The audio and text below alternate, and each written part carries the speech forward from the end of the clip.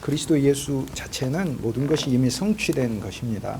복음이 이미 진짜로 성취되어 있습니다. 영원한 현재 사건이시죠. 그리스도 예수의 사건은 과거 2000년 전의 사건이 아니라 그분의 사건은 모든 것이 우리에게 언제나 영원한 현재입니다. 이게 잘 이해가 안 되면 원이 있다면 원의 한 중심은 원의 주변을 향하여 모든 것이 등거리다 이렇게 생각하시면 되겠어요. 그래서 그리스도 사건은 원에서 주변에 일어난 사건이 아니라 영원한 현재의 사건이에요. 모든 시간을 하나님이 초월하셔서 시간의 중심에 두신 사건이에요. 그러므로 계시록에는 신비한 말씀이 하나 나오는데 방금 죽은 것 같은 그리스도라고 얘기를 합니다. 그런데 이게 우리식의 표현이 안 되니까 그 말씀이 무슨 얘기냐면 그리스도는 2000년 전에 죽으신 것이 아니라 그리스도의 십자가의 죽음도 우리에게 언제나 영원한 현재의 죽음으로 남아있는 것이죠. 그리스도 사건은 다 이루어진 사건입니다. 그래서 주님을 영접한다는 것은 그리스도를 영접한다는 것은 다 이루어진 것을 우리 안에 영접하는 것이죠. 그거 얼마나 감사한. 그런데 이 그리스도 예수라는 이분에 대하여 많은 자들이 그분의 생애를 쓰기 위하여 붓을 들었다라고 얘기를 합니다. 우리는 여기서 두 가지 방식으로 그리스도를 쓸 수 있다는 것을 알 수 있어요. 첫째, 내가 나서서 그리스도를 쓰는 방식과 누가는 뭐라고 이야기하냐면 나도 그리스도에 대하여 쓴다 이렇게 말하지 않고 원문에 보면은 그리스도의 일을 근원부터 내가 따라갔다 이렇게 얘기를 합니다. 무슨 사건이 일어났는지를 내가 따라갔다 이렇게 얘기를 하는 거죠. 그러니까 우리는 예수 그리스도의 이야기를 우리 삶에 우리 인생에 이제 써야 합니다. 여러분은 여러분의 누가복음이 있어야 하는 거고 여러분은 여러분의 마태복음이 있어야 하는 거죠. 또 영원한 생명이신 그리스도로 여러분의 인생에 요한복음이 있어야 되는 거죠. 그래서 1장에 우리도 나다나엘로서 그리스도를 만나고 세례 요한으로 그리스도를 만나며 어린 양으로 그리스도를 만나고 이스라엘의 임금으로 그리스도를 만나고 사다리로 만나고 그렇게 하죠. 요한복음 2장에 가면 그리스도를 가나의 포도주 주가 떨어진 혼인잔치로 만나고 혼인잔치로 그리스도 가나의 그리스도로 만나고 혼인잔치의 신랑이신 그리스도로 만나고 연회장이신 그리스도 항목이 전부 다 예수 그리스도 안에서 우리가 누려지고 체험되는 것들을 이야기하는 굉장히 놀라운 영적인 신비한 책이에요. 요한복음이. 그런데 그것이 그리스도 안에 있는 생명의 풍성함을 말해주는 것을 한 장 한 장 갈 때마다 우리는 이제 3장에서 내가 예수 열심히 믿어서 니고데모로 살려고 했었다면 율법사로 살려고 했다면 율법사로 사는 삶이 끝나고 그리스도의 영에 의해 태어나야 하는 거죠. 물과 영으로 태어나라 했으니까 물로는 다 태어났잖아요 우리가. 근데 주님의 영이 우리를 매일 태어나게 그러니까 그 체험들이 말하는 거죠. 요한복음은 이제 제가 이미 1장부터 21장까지 전체를 2016년도에 1년에 걸쳐서 했기 때문에 요한복음을 초대교회와 요한복음이란 과목이 있어요. 그래서 그건 생명의 숲에서 들으시기 바라고요. 누가복음에서는 누가복음 1장에서 4절에 누가가 은밀하게 사실 말하는 바가 있어요. 많은 사람이 그리스도 이야기를 쓴다. 그래서 실제로 사복음서 외에도요. 다른 복음서가 많이 있어요. 도마복음서도 바돌로메 복음서도 있고 뭐 위경이라고 부르는 거. 외경 말고 가짜 경전이라 부르는 것들도 많아요. 뭐 하버드의 어떤 학자는 유다복음서를 최근에 이집트에서 발견을 했다. 뭐 이렇게 얘기를 합니다. 그런데 누가가 말하는 것은 예수의 생애를 이제 2000년 전에 많이 사람들이 쓰려고 했었다라는 그것만 말하는 게 아니라 오늘날에도 그리스도라는 그분의 생애를 우리가 쓰려고 해요. 여러분의 머릿속과 제 머릿속에 그리스도의 생애가 쓰여져 있어요. 그런데 이 누가복음을 통하여 초대교회가 이야기하는 것은 이것은 영적인 이야기라는 거예요. 그러니까 우리의 영 안에서 이야기하는 우리의 속사람과 속사람이 접하는 하나님의 왕국과 세계에 대한 이야기인 거예요. 이 이야기는 우리가 쓰는 것이 아니고 우리 속사람이 그리스도 안에 일어난 일을 근원부터 따라감으로써 써지는 이야기라는 거예요. 그러니까 내가 스스로 예수님을 써온 이야기가 있다면 지난 시간에 제가 여러분에게 말씀드렸듯이 시스라처럼 야엘을 만나가지고 머리가 깨져버려야 됩니다. 그래서 이제는 그리스도가 내 안에서 그리스도의 이야기를 써주는 거고 나는 그 그리스도의 이야기를 근원부터 이제 다시 따라가야 됩니다. 오늘은 제가 조금 이제 여러분이 대부분 다 하나님의 말씀을 전하는 자들이시기 때문에 누가복음 1장에 있는 부분들을 쉽게 하나님의 말씀으로 증거할 수 있는 부분들이 어떤 요소들이 있는가 그런 차원에서 조금 더 쉽게 얘기하겠어요. 그래서 1장 1절에서 4절에서 중요한 포인트는 뭐냐면은 우리가 스스로 믿는 사사기에 각기 제 소견에 옳은 대로 행하였더라 하는 사사기서의 결말의 신앙이 아니고 내가 스스로 예수님 생애를 구성해 보려고 하는 그 신앙이 아니라 근원부터 그리스도 사건 안에 있는 그 영적인 의미들을 내가 따라갈 때 내 인생 안에 복음서가 쓰여진다는 겁니다. 이게 누가가 말하는 것이에요. 그래서 이것을 대상은 누구냐면은 데오필로스, 하나님의 사랑하는 자다 이렇게 얘기하죠. 그 다음에 이제 단락에서 비로소 누가복음의 이제 본문이 시작이 됩니다. 누가복음의 전체 구조는요 그렇게 어렵지 않습니다. 1장에서 10장까지는 갈릴리에서 일어난 일이에요. 그냥 딱 10장, 정확히 하면 9장 51절 막 이렇게 되는데 그냥 10장 이렇게 생각하십시오. 그래서 1장부터 10장까지 9장 끝날 때까지는 갈릴리에서 일어나고 10장에서 20장은 예루살렘을 향해 가는 길입니다. 그 다음에 20장을 넘어서 21장부터는 예루살렘 안에서 일어나는 일입니다. 그러니까 1장에서 9장까지는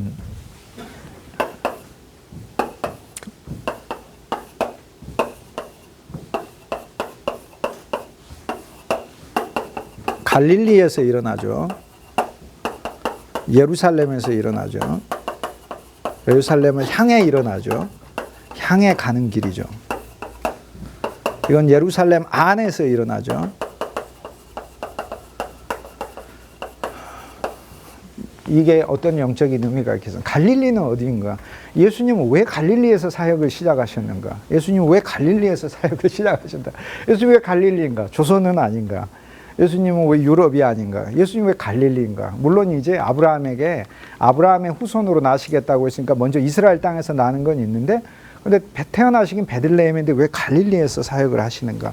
이제 갈릴리가 가지는 이 구약의 그 신학적인 중요성 때문에 그렇죠. 첫째, 갈릴리는 아무 지역도 아니기 때문에 그래요. 그래서 주님이 거기서 사역하셔요. 갈릴리는 구약에 딱 2번 정도밖에 등장 안 합니다. 갈릴리는. 그리고 갈릴리는 재밌는 지역이에요. 갈릴리는 솔로몬이 그 성전을 지을 때 성전 재료들을 이제 막대한 공사비가 드니까 먼저는 이제 재료들을 도로왕 히람한테서 재료들을 막 받죠. 성전을 짓기 위해. 그런데 대금을 갚아야 될 거 아닙니까? 갚을 때 대토를 했습니다. 토지를 줬어요. 그런데 이스라엘 중에서 북부에 있는 갈릴리의 땅 20개를 줬어요. 그랬더니 히람 왕이 그 땅을 받아보고는 별로 안 좋아. 나 안 가질래. 그 땅을 순시하고 나서 히람이 안 가져. 그러니까 그 히람이 봐서도 야, 이 정도 이건 아니다. 레바논도 산지지만은 히람 왕이 다스린 레바논은 아름다운 백양목에 또 바닷가도 가깝고 여러 그런 기능은 있지. 그런데 갈릴리 산지는 자기가 봤을 때는 쓸모가 없는 거예요. 근데 이제 그게 큰 착각이었어요. 인간의 눈으로 보면 갈릴리 산지는 별게 아니지만은 사실 갈릴리는 참 아름다운 곳입니다. 그리고 그곳에서 키부츠를 제대로 만들어서 과일을 만들면 그렇게 맛있습니다. 그래서 성지순례 가셨을 때 갈릴리에서 드시는 과일은 갈릴리에서 난 거라면 정말 다릅니다. 정말 달라요. 어쨌든 간에 인간의 눈으로 봐서 갈릴리는 그렇게 큰 명소가 아니에요. 그게 아니에요. 그리고 그냥 버려진 땅이에요. 그래서 주님은 갈릴리에 사역하셔요. 자, 이스라엘 백성들이 12지파가 하나님의 말씀을 순종하지 않게 되죠. 구약은 율법을 순종하고 우리 신약은 새 언약을 순종해야 돼요. 우리가 새 언약을 순종 안 하면 우리도 바벨론에 끌려갑니다. 그러니까 새 언약은 뭐냐면 은혜예요, 은혜. 그러니까 무슨 얘기냐면 매일 은혜를 안 누리면 우리 바벨론에 끌려가요. 그래서 매일 바벨론에 끌려가요. 체험하고 싶으시면 오늘 바벨론에 끌려가고 싶다 그러시면은 오늘 그리스도의 은혜를 누리지 말아 보세요. 그러면 어느새 염려의 바벨론에, 공포의 바벨론에, 걱정의 바벨론에, 환경과 근심의 바벨론에 끌려가 있는 나를 발견합니다. 그런데 구약하고 신약이 차이가 하나 있죠. 구약은 메시아가 와야 하는 것이고 신약은 이미 메시아가 와서 일을 하고 계시기 때문에 정말 감사한 일이 구약과 달리 신약 안에서 일어나는 일이 하나가 있어요. 구약 안에서 메시아가 아직 안 왔으니까 바벨론에 끌려가면 언제 다시 돌아올지를 몰라요. 그런데 신약 안에서는 그리스도가 우리 안에 와 있어요. 그래서 우리가 어떤 환경 때문에 내가 바벨론에 끌려가요. 염려와 근심 때문에 거기가 신앙도 잃어버리고 그곳에서 이 고통스러운 강가에서 을레 강가에서 눈물을 흘리며 하나님 나 언제나 이 시험에서 이 환난에서 구원해줘 이렇게 운단 말이에요. 그런데 신약 안에 사는 우리들은 사실 우리가 연약하고 우리가 부족해도 하나님이 건져주셔요. 이것이 이제 하나님의 놀라운 은혜예요. 우리 안에 이미 그리스도가 와 계셔서.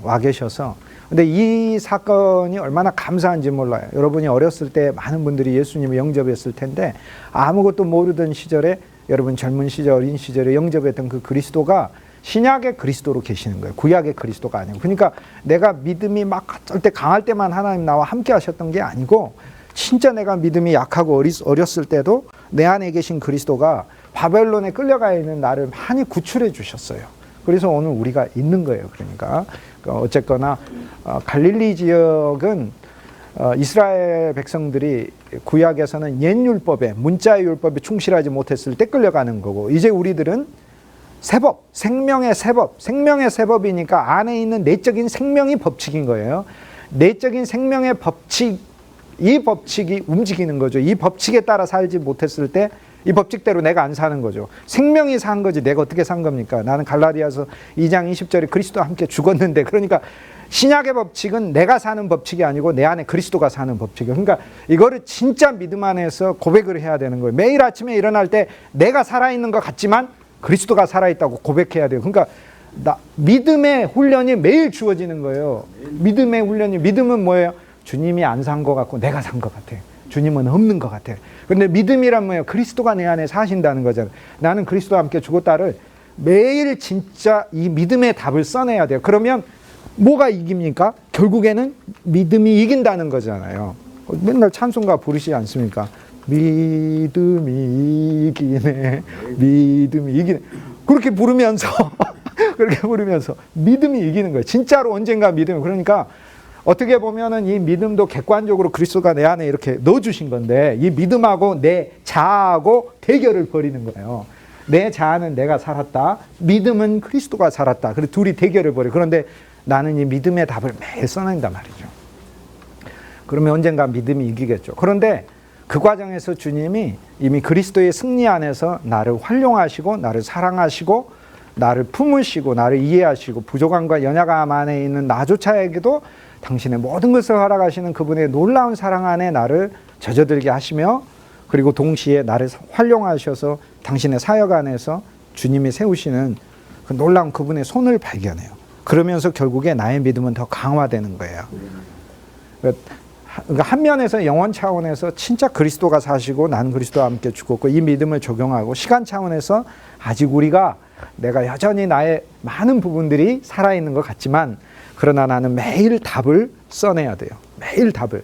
그래서 믿음이란 보지 않고 믿는 것이 믿음인 거지, 바라는 것들의 실상으로 믿음을 가지고 있는 거예요. 내가 바라는 건 뭐예요? 진짜 그리스도가 사는 거 아니에요? 날 통해 어디 내가 갔을 때 저기 인간 김동주가 하나, 머리부터 발끝까지 아담이 가득 찬 존재가 서 있다고, 내가 전 그런 거 하나도 소망하지 않아요. 내가 어디 갔을 때 머리부터 발끝까지 그리스도가 충만한 사람으로 서 있어서 엘리야가 갈 때도, 엘리사가 갈 때도 저는 하나님의 사람이다라는 게 이렇게 느껴져야 하나님의 사람이다 이렇게 하지, 저거는 걸어다니는 뱀이다 이렇게 느껴지면 이게 되겠습니까? 그게 전갈이고 독사다 이렇게 느껴지면 안 되는 거죠. 근데 그게 제 소망인 거. 근데 아직 갖지 못했지만 믿음 안에서 갖는다 그 얘기예요. 이것이 바로 믿음은 바라는 것들의 실상으로 있는 것이다. 그래서 어쨌든 바벨론에 끌려가는 일이, 새 언약을 늘 누리세요. 새 언약은 그리스도의 피가 우리 안에, 이 피가 예수님의 피를 뿌려주시고, 이 피는 새 언약의 표라 이렇게 하시면서, 이 새 언약은 뭘 담고 있어요? 죄 사함, 영원한 죄 사함. 죄라는 단어는 나와 그리스도를 멀어지게 하고 내 인생을 패배로, 그리고서 영원한 사망과 저주로 끌고 가는 모든 부정적인 것들의 총체라는 단어가 죄라는 단어예요. 결코 작은 단어. 그러니까 예수님이 죄사함이라는 말을 했을 때는 전능하신 하나님의 본질을 가지신 분이 하나님의 아들이 돼서 당신이 육신을 입고 십자가에서 죽어서 흘려주신 그 피가 이루어낸 그 죄사함이라는 그 크기는 하늘을 두루마리 삼고 바다를 먹물로 삼고 세상에 있는 모든 나무를 붓으로 삼고 세상에 있는 모든 인간을 필사자로 삼아도 다 기록할 수가 없겠네. 이렇게 됐어요. 원래 영어 찬송이 두 개가 더 있어요. 우리말 찬송은 하늘을 두루마리 삼고 바다를 먹물 삼아도 그 크신 하나님의 사랑 다 기록할 수 없겠는데, 영어 찬송에는 네 개가 다 나와요. 하늘을 두루마리 삼고 바다를 먹물로 삼는다 하더라도 If heaven is a scroll, if the sea is ink, 그리고 all the woods are pen, 모든 나무가 펜이라 할지라도, 그리고 every man is a scribe, 모든 사람이 서기관이라 할지라도 하나님의 이 모든 사랑을 다 기록할 수 없겠네, 이렇게 된 거예요. 우리 찬송가는 영어 찬송가에는 4개가 다 나오는데 우리는 똑똑해서, 우린 똑똑하니까 2개만 적어도 나머지는 생각할 수 있어요. 그래서 사고를 고정적으로 하지 마시고 원래 찬송가도 굉장히 입체적이에요, 그림이. 이제 이거 입체적으로 이게 보이시죠? 아, 하나님의 사랑을 온 하늘을 두루마리 삼고 바닷물을 다 잉크로 삼고 나무를 전부 다 붓으로 삼고 모든 인간이 다 우리가 전부 다 하나님의 사랑을 기록한다 하더라도 다 기록할 수가 없다. 이제 갈릴리는 12지파가 아시리아하고 바벨론에 의해 멸망을 당하게 되죠. 그래서 BC 722년에 예수님 오시기 전에 아시리아가 멸망을 당하고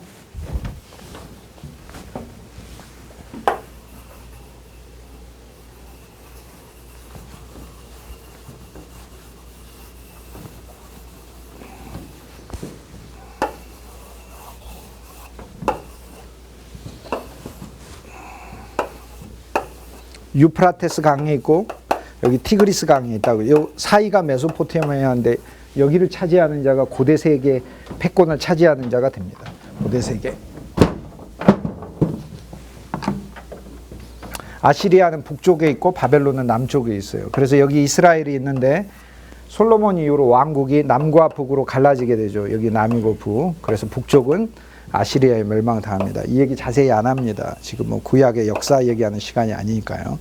그런데 아시리아가 침공해 쉽게 해서 12지파가 다 끌려가요. 맨 마지막에 유다지파까지. 유다지파는 바벨론, 밑에 바벨론이 와가지고 587년에 시드기야 왕 2 누나를 뽑고 아들은 죽이고 그리고 데려가잖아요. 이렇게 네 눈으로 봐. 안 보잖아요. 안 보니까 눈을 찍잖아요. 이렇게.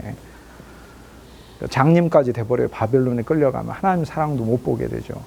근데 제일 먼저 끌려간 지파가 갈릴리 지파입니다. 갈릴리에 있는 스불론과 납달리 지파가 12지파 중에 가장 먼저 끌려가요. 그래서 가장 먼저 고통을 받은 지역이에요. 그래서 그리스도가 와가지고는 이제 이 모든 것을 회복하시는데 어떻게 회복하시죠? 납달리와 스불론 지파가 있는 갈릴리부터 회복을 하시죠. 그래서 왜 갈릴리인가? 그래서 갈릴리입니다. 쉽게 해서 갈릴리는 우리가 끌려간 장소예요. 우리들이에요. 우리가 살고 있는 현장이에요. 우리 삶의 현장. 여러분의 일터, 여러분의 가정, 우리 교회가 갈릴리이기도 해요. 어떤 교회는. 그런데 갈릴리에 오신 예수님은 내 삶 안에서 승리하시는 예수님이에요. 나를 치유하시고 나를 온전케 하신 예수님이에요. 그래서 예수님을 이 3단계 안으로 만납니다. 그래서 누가복음의 구조가 이렇게 되어 있습니다. 갈릴리에서의 사역, 예루살렘을 향해 가는 사역, 갈릴리를 떠났어요. 그 다음 예루살렘 안에서의 사역이에요. 그래서 갈릴리는 내 현장 안에서, 내 인생 안에서, 내 삶 안에서 예수님이 해주셔야 할 일들이에요. 그러니까 먼저 나사렛에 와서 사시니까 예수님은 먼저 내 삶 안에서 사시는 것부터 시작을 하셔요. 사시면서 예수님은 거기에서 나를 치료하셔야 돼요. 내 눈을 고치시고 내 입을 열으시고 나의 병들을 고치시고 나의 중풍병을 치료하시고. 그래서 갈릴리라는 것은 나의 삶의 현장이에요. 현장에서 역사하시는 그리스도예요. 그런데 예루살렘을 향해 간다 그럴 때 이 예루살렘은 바울이 갈라디아서 4장에 우리에게 어머니가 있는데 우리 어머니는 새 예루살렘이라 이렇게 얘기를 해요. 구약의 다윗은 예루살렘을 세웠잖아요. 신약의 참 다윗은 와서 뭘 세워요? 새 예루살렘을 세워요. 그런데 이 새 예루살렘이라는 것이 그리스도가 우주적으로 지금 세우고 있는 도시거든요. 이 예루살렘 안의 백성은 갈릴리의 백성하고는 조금 틀려요. 갈릴리는 내 환경 안에서 나를 변화시키시는 그리스도를 말하는 거고, 예루살렘은, 새 예루살렘은 그분의 목적과 그분의 왕국을 위한 백성, 그분의 왕국의 용사로서 쓰임받고 그분과 함께 사는 삶을 가리키는 거예요. 그러니까 우리는 이제 교회가 한 면에 있어서 갈릴리이기도 하고 한 면에 있어서 예루살렘이기도 합니다. 그리고 우리 인생이 이제 예루살렘을 향해 간다고 했었을 때 누가복음 10장에서 20장 사이에 있는 부분들이 우리 안에서 철저하게 해결돼야 돼요. 예를 들면은 11장의 기도를 가르치셔요. 누가복음 11장에 보면 11장에서 너희는 이렇게 기도하라. 11장 1절에 주여 요한이 우리에게 기도를 가르쳤는데 주님도 우리에게 기도를 가르쳐 주십시오. 그래서 요한의 기도와 주님의 기도가 다른 걸라. 요한의 기도는 율법의 기도, 율법의 기도가 우리에게 있어야 돼요. 율법의 기도가 주님 뜻대로 못 살았습니다. 율법의 기도가 있어야 되죠. 예수의 기도는 뭐냐면 주님, 내가 주님 뜻대로 살지 못했으나 그리스도가 내 안에 계시고 나를 통해 일하셨고 나를 활용하셨음을 믿습니다라고 고백하는 거예요. 그러니까 당신의 보호 아래 두셨음을 감사합니다라는 기도, 더 전진된 기도예요. 더 전진된 기도. 그러면서 너희는 이렇게 기도하라. 하늘에 계신 우리 아버지여 이름이 거룩히 여김. 주기도문을 외우라고 하신 것이 아니고 우리가 외우긴 하지만 너희는 이렇게 기도하라. 어떻게? 하늘에 계신 아버지요. 어떻게? 아버지에게 기도하듯이 기도하라. 그 말이에요. 실은 아버지에게 기도하듯이 기도하라. 이 이야기를 우리는 하늘에 계신 우리 아버지 이름이 그렇게 이렇게 외우고 있는 거예요. 그러니까 그 하나하나가 원칙이에요. 원칙. 지금까지 기도는 무서운 신에게 기도하는 기도였다면 예수님이 가르쳐준, 그러니까 예를 들어서 이제 하나의 항목을 가지고 제가 설명을 하는 겁니다. 그러면서 우리가 해야 될 기도의 내용도 이제 바뀐다는 걸 가르쳐줘요. 누가 떡을 달라 하면 돌을 주고, 누가 생선을 달라 하면은 뱀을 주겠느냐, 누가 알을 달라고 하면 전갈을 주겠느냐 해서 우리가 구해야 될 항목이 떡과 생선과 알이라는 것을 가르쳐줘요. 이것을 이제 이번 학기에는 다루기가 좀 어렵겠지만 누가복음 후반부에 가서 이제 제가 말씀드리겠는데, 이것의 영적인 의미, 쉽게 해서 어거스틴은 믿음과 소망과 사랑이라고 이것을 얘기해요. 떡은 사랑이요, 알은 소망이요, 생선은 믿음이에요. 생선은 믿음이에요. 주님을 만나 내가 변화되는 것을 가리키니까. 떡은 남한테 줘야 되니까 사랑이에요. 그래서 무엇을 구하는 거예요? 우리는 믿음과 소망과 사랑을 구하는 그리스도인. 그리고 12장에 가면은 이제 예루살렘을 향해 가는 성도가 되기 위하여 처리돼야 될 것은 내 안에 바리새인이 처리돼야죠. 바리새인의 누룩. 자, 이제 이거를 보십시오. 쉽게 얘기해서 여러분 교회가 이제 갈릴리로서 그리스도를 만나야 하죠. 왜요? 모든 사람들이 끌려갔었잖아요. 죄악과 사망과 저주와 환난과 질병과 어둠과 그늘에 끌려갔잖아요. 그런데 그리스도를 만나 광명한 비단으로 와야 되죠. 그분에 의해 치료받죠.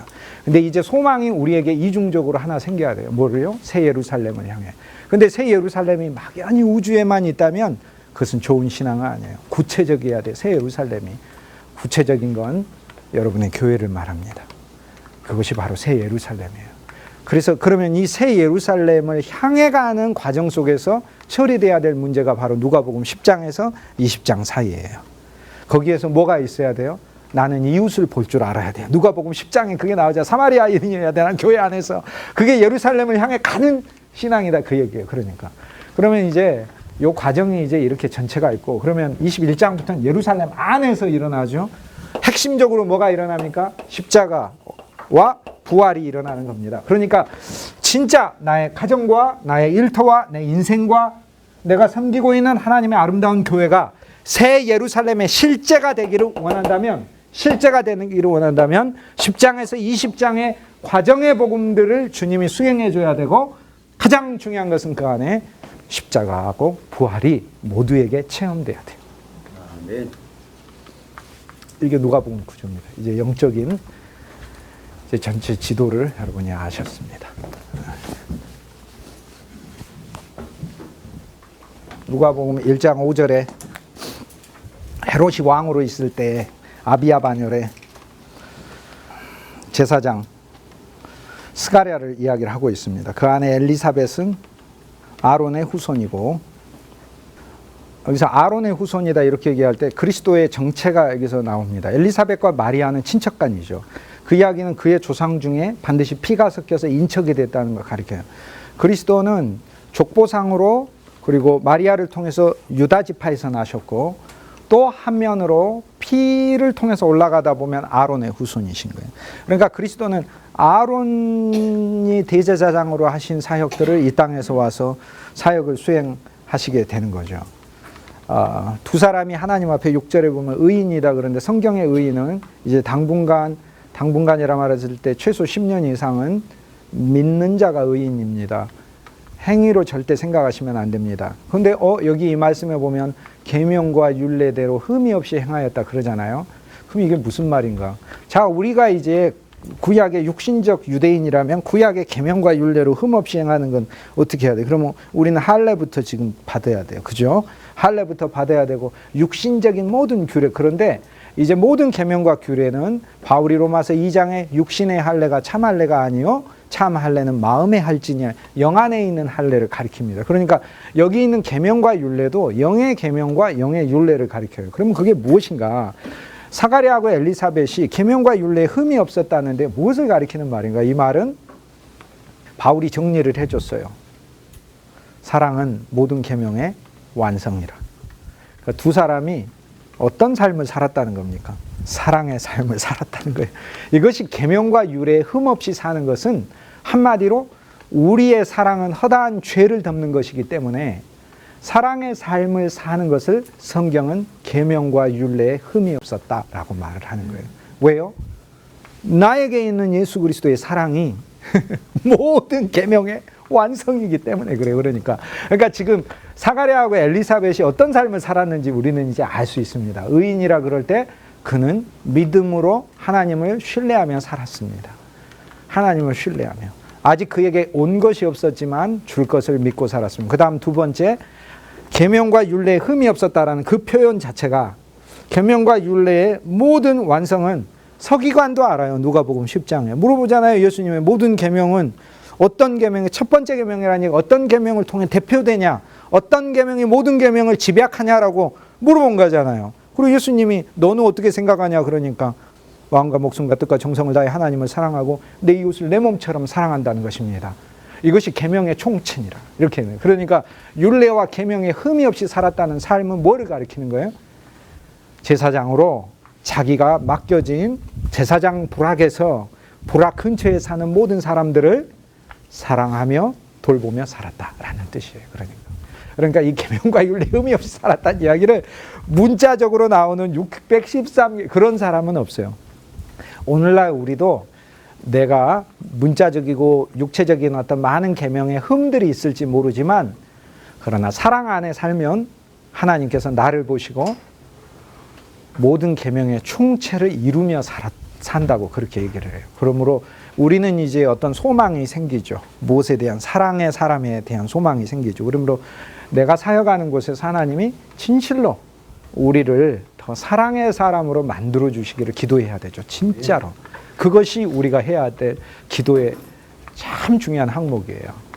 말씀을 잘 전하는 자도 좋지만 하나님 진짜 내가 사랑하는 사람이 될 수 있게 해주십시오라고 기도를 해야 하는 거죠. 그게 엘리사벳이 잉태를 못함으로 자식이 없고 두 사람 나이가 많더라. 엘리사벳이 잉태를 못하는 거 오늘 나눠드린 걸 제가 한번 읽고 정리를 하도록 할게요. 맨 윗줄 보겠습니다. Who think that 하나님의 사도들은 for living creatures 에스겔서 1장 10절에 나오는 4개의 피조물들이 나오죠. 하나는 사람 같고 사자 같고 송아지 같고 독수리 같다 라고 이야기해요. 이것이 바로 그리스도 예수의 4가지 면입니다. 그리스도 예수의 4가지 면을 4가지 사역을 그리스도는 사람으로 오셔야 돼요. 나를 대신하셔야 되고 나를 사셔야 하니까 나의 죄를 사람의 죄는 사람이 갚지 사람의 죄로 다른 사람이 갚으면 나 입장에서는 갚아준 걸로 할 수 있을지는 모르겠어. 그러나 하나님 입장에서는 사람의 죄는 사람이 갚아야 하는 거예요. 그러니까 사람으로 오셔야 되죠. 그 다음 그리스도는 송아지로 오셔서 우주적 제물이 되셔야 되죠. 그리고 일하셔야 되죠. 양의 생명보다 더 중요한 것은 송아지의 생명이에요.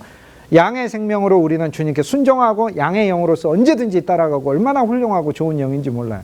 여러분 중에서 많은 분들이 어렸을 때 또 여러분의 자녀들이 양의 영을 가진 이 아이들을 볼 수 있어요. 주님의 말씀을 그냥 따라가요. 순종하고 그냥 따라가요. 어떤 아이들은 염소 같은 아이들이 있어요. 그래도 괜찮아요. 염소도 주님이 받으시니까. 나귀 같은 아이들이 있어요. 주님을 발로 이렇게 차고 치고 목이 곧고 이러고. 그러나 나귀도 괜찮아요. 그리스도가 대속하여 주신다고 하잖아요. 그러니까 언젠가 예수님을 만나 그 목이 확 꺾어버리는 거예요. 그러니까 꺾어지는 거예요. 그래서 주님은 송아지예요. 일하시고 죽으시는 거예요. 그러니까 송아지. 그래서 캘프다라고 얘기를 합니다. 그 다음에 요한복음이 독수리인 거고 마가복음이 사자를 말합니다. 광야에 있는 사자처럼 우리 인생의 사자로 오셔서 유다의 사자로 오셔서 모든 사망과 죄악과 육체와 악한 영들을 부수시고 사탄에게서 우리를 건지신 강력한 사자로 오셨죠. 그래서 그걸 말하는 거예요. 그래서 four living creatures, 4개의 살아있는 생물들이 계시록 안에 나와 있는데 이것이 are to be understood as the four books of the gospel. 복음서의 4책으로 이야기할 수 있습니다. 그리고 this book, 누가복음은 to be representative by the calf, 송아지의 복음서입니다. 송아지라는 단어가 누가복음에만 6번이나 나옵니다. 다른 복음서에 등장 안 해요. 참 놀랍죠. 누가복음에만 6번이 나와요. 송아지가. 여러분이 제일 잘 아는 송아지는 어디 나오냐면은 탕자가 그냥 돌아왔는데 예수님이 그냥 용서해 주시면 안 돼요. 그냥 용서해 주는 건 하나님의 사전에 없어요. 누군가가 그 죄를 위해 죽어야 돼요. 탕자가 아버지를 떠나서 죄를 범했는데 다시 돌아올 때 아버지가 탕자를 그냥 용서해 주는 거 없어요. 탕자의 죄를 위해 누군가 죽어야 돼요. 돌아온 탕자의 비유에는 누군가 죽어요. 누가 죽죠? 소가 죽습니다.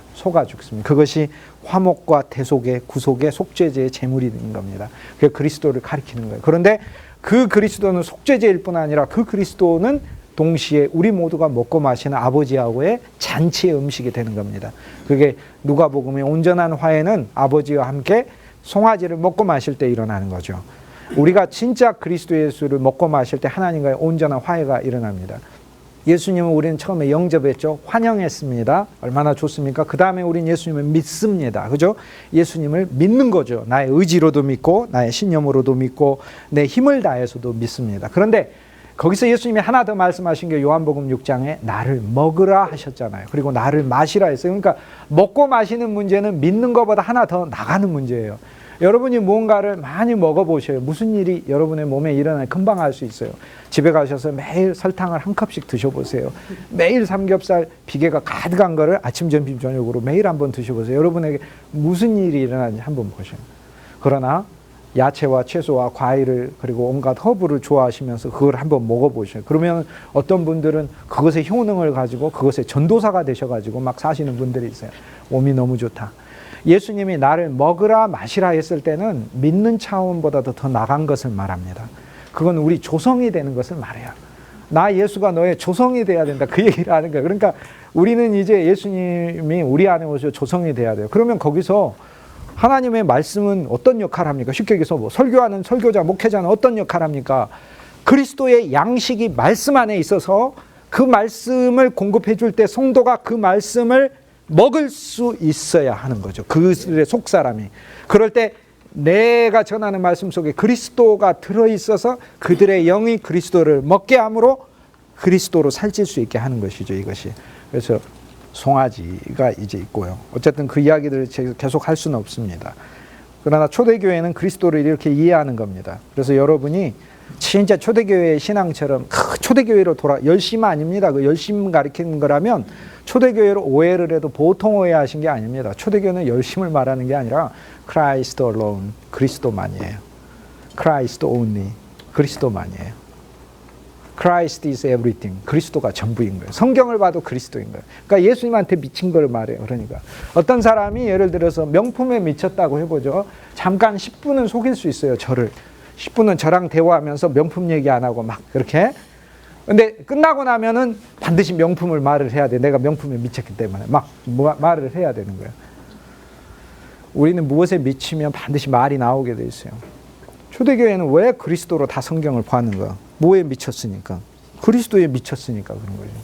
여러분 그리스도에 미쳐보세요. 그거밖에 안 보여요. 여러분 자녀가 새로 나온 휴대폰에 그거 갖고 싶어서 그거 미쳐있다고 해보세요. 하는 것마다 휴대폰 얘기밖에 엄마 나 이거 하면 휴대폰 사줄 거야? 나 이번 시험에 1등하면 휴대폰 그리스도. 근데 왜 그리스도인가? 그리스도가 생명이니까. 그리스도가 구원이고 그리스도가 은혜고. 누가 우리를 위해 죽었습니까? 그리스도가 죽었잖아요. 그러니까 우리가 얼마나 그리스도를 무시하는지에 대해 우리가 진짜 회개해야 돼요. 내 마음으로 내가 예수님을 믿는다 하면서도 얼마나 무시하는지 내가 스스로 깨달을 필요가 있어요. 아, 나의 본성은 그리스도를 싫어하는구나. 나의 본성이 그리스도 역할을 스스로 해보려고 하는구나. 라는 걸 진짜 깨달을 필요가 있어요. 그러므로 this gospel, 이 누가복음은 represented by fittingly, 적절하게 대표되고 있다. by the calf, 송아지로. because it begins with the priest. 그는 사제들, 제사장들과 함께 시작하고, 제사장은 뭐예요? 송아지를 바치는 자들이죠. With the calf, 대문자 C니까 참 송아지, 우주적 송아지를 가리키는 거죠. 그리스도, having taken upon himself, 그리스도가 그분 자신이 지셨던 죄들을 가지신 송아지다는 거죠. The calf was sacrificed, 희생되었죠. For the life of the whole world, 온 세계에 생명을 주시기 위하여 그리스도는 죽으셨다. He was, 그리스도는 was priestly calf, 제사장의 송아지이시죠. He is both calf and priest, 그는 둘 다죠. 송아지이고 제사장이시죠. 그는 본인이 본인을 바치셨죠. 그건 놀랍죠. He is the priest, 그분은 제사장으로 because he is our propitiator, 그분은 우리를 중보하시고 화해시키는 분이시고 동시에 그분이 제물이 되시는 거죠. We have him, 우리는 그분을 가지고 있죠. As an advocate, 우리 변호사로서, 우리 상담자로서, 우리 내담자로서, 우리가 내담자로서 그분을 상담자로 가지고 있죠. Advocate with the Father, 아버지와 함께 그분은 우리의 중보가 되시고, He is the calf, 동시에 그분은 송아지가 되시죠. Because He redeemed us, 우리를 그분 자신의 피로 구속하셨기 때문이다라는 거예요. 그 밑에 보면은 유세비우스가 The Gospel Paul Proclaimed, 누가복음은 바울이 전파한 그리스도의 생애를 엮은 복음서다라고 이야기를 합니다. 유세비우스가 누가는 was by race, 인종으로 하자면 엔티오키안, 안디옥 사람이었습니다. By profession, 직업으로 말을 하자면 physician, 의사였습니다. 그는 오랫동안 had been companion of Paul, 바울의 오랫동안 동료였고 had more than 더 많은 걸 가졌죠. Casual acquaintance, 일상적인 사귐 이상의 것을 가졌었죠. With the rest of the apostles, 다른 사도들과 함께. 그리고 he left for us, 우리를 위해 두 개의 two inspired books, 두 영감 있는 책들을 남겼는데 하나는 Examples of Art of Healing Souls, 그가 의사였기 때문에 영혼을 치료하는 책인 복음서와 그리고 치료된 영혼이 그리스도의 복음을 세계로 가지고 다니는 사도행전이라는 책을 바로 그 얘기를 하고 있어요. 제가 조금 빨리 해서 죄송합니다. 왜냐하면 누가복음이 1장이 80절까지 있는데 누가복음 1장의 1절에서 80절까지를 초대교회의 퍼스펙티브로 제가 여러분에게 풀어드려야 빨리 2장에 넘어가죠. 2장에 기쁘다 구주 오셨네, 온 백성 맞으라, 노엘 베들레헴에 아기가 나셨네, 그게 나와요. 크리스마스 캐롤이. 근데 이게 빨리 하지 않으면은 누가복음 24장 중에서 한 석 장하고 화감할 수 있어요. 그래서 제가 조금 속도를 빨리 하니까 죄송합니다만은 같이 잘 맞춰주셨으면 좋겠어요. 두 번째 페이지를 보도록 하겠습니다. 맨 위에 베데라고, 이제 베데라는 초대 교부의 중세 초의 교부가 있습니다. 영국의 교회사 학자죠. 영국 교회의 가장 뛰어난 하나님의 교회 지도자였습니다. 지금부터 1500년 전, 1600년 전 사람인데 1400년 전 분인데 베데가 말하기를 come, 요한은 앞에 부분이죠. 요한이에요. 제가 이제 앞에 짧은 부분은 카피 안 해왔어요. 요한은 come as the herald of new covenant, 새 언약의 선구자로 왔다. 요한은 새 언약의 선구자로 왔다. There were two altars in the temple, 성전에 제단이 두 개가 있었죠. 이 제단 두 개는 하나는 뭐죠? 향단이고 하나는 언약궤죠. 그죠? 언약궤. 하나는 향단이고 하나는 언약궤입니다. 우리가 사용하는 많은 말들이 성경에 안 나오는 말을 많이 하는데 제가 샘플로 예를 드릴게요. 여러분 법궤라고 얘기하잖아요. 집에 가서 성경 찾아보십시오. 법궤란 단어가 나오는지. 성경 전체 통틀어서 딱 한 번밖에 안 나와요. 법궤란 단어가. 법궤가 아니에요. 증거궤나 언약궤예요. 그 궤는요, 하나님 법을 말하는 궤가 아니라는 거예요.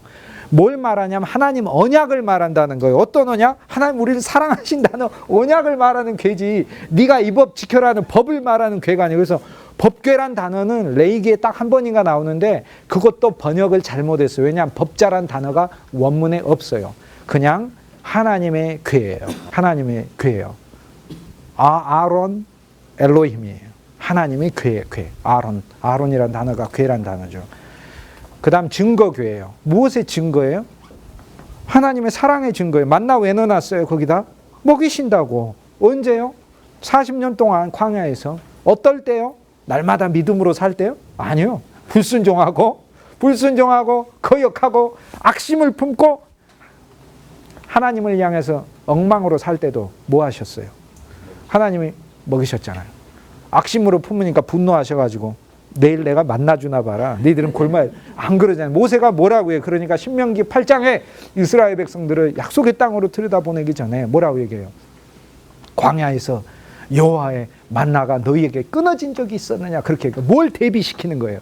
하나님의 사랑과, 끊임없는 하나님의 사랑과, 그럼에도 계속해서 하나님을 향해 악심과 불신을 품고 거역하는 이스라엘의 이야기를 대비시키는 거예요. 그래서 우리가 잘 믿어야 될 이유가 있어요. 왜죠? 잘 믿어서 복받기 위해서가 아니라 하나님 진짜 우리를 은혜를 베푸시고 보호하셨기 때문에 잘 믿어야 되는 거예요. 우리를. 그분이 감사해서, 그분이 너무 감사해서 잘 믿어야 하는 거죠. 우리는 진짜 그래서 잘 믿어야 하는 거죠. 그러므로 제단이 2개가 구약에 있었는데 어쨌든 안에 있는 게 언약궤가 있었습니다. 아까 성경에 잘 안 나온 단어 많이 쓰시는데 헌신이란 단어 많이 쓰시더라고요. 성경책에서 헌신이란 단어 몇 번 나오는지 한번 집에 가서 찾아보세요. 헌신 몇 번 나오는지. 제가 알기로 4번인가 나요. 4번. 선교라는 단어 한번 찾아보세요. 나오는지. 한 번도 안 나요. 사명이란 단어 가서 찾아보세요. 한 번. 그것도 주 예수께 받은 사명이라고 사도행전에서 바울이 21장에서 이야기하는 단어인데 사명이란 단어가 아니고 여러분이 너무나 잘 아시는 헬라어 디아코니아, 봉사예요. 봉사. 주 예수께 받은 나의 봉사라는 거. 봉사, 복음의 봉사를 위하여 나의 목숨도 아까운 것으로 여기지 아니하겠노라 이렇게 얘기를 해요. 그러니까 한국교회가 지금 아주 많이 사용하고 있는 헌신, 법궤, 사명, 선교, 성경에 잘 안 나옵니다. 물론 그 의미는 성경에 도처에 흐르죠.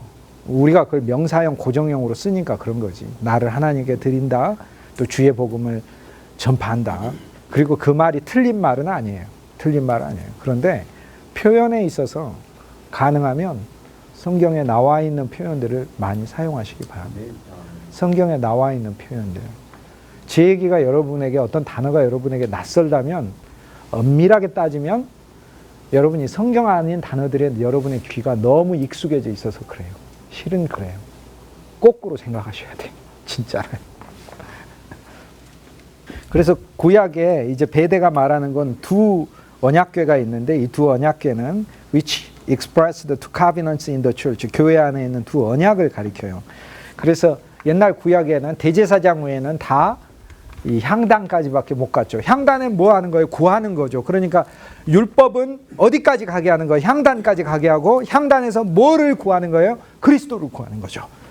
그런데 그리스도는 오셔서 우리를 지성소까지 가게 하고 증거와 언약의 궤까지 가게 해서 무엇의 증거? 하나님 사랑의 증거를 보게 하죠. 거기 만나? 그게 그리스도죠. 떡이죠. 참 만나죠.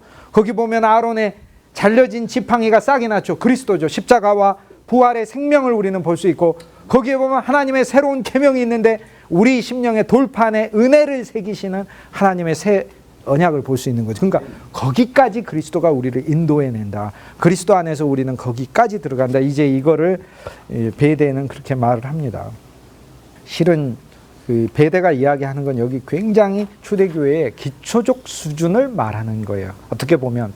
그런데 이것이 낯설다면 오늘 저녁에 집에 가셔서 휴대폰 어플 없는 거와 더불어 2번째 회개하시면 되겠습니다.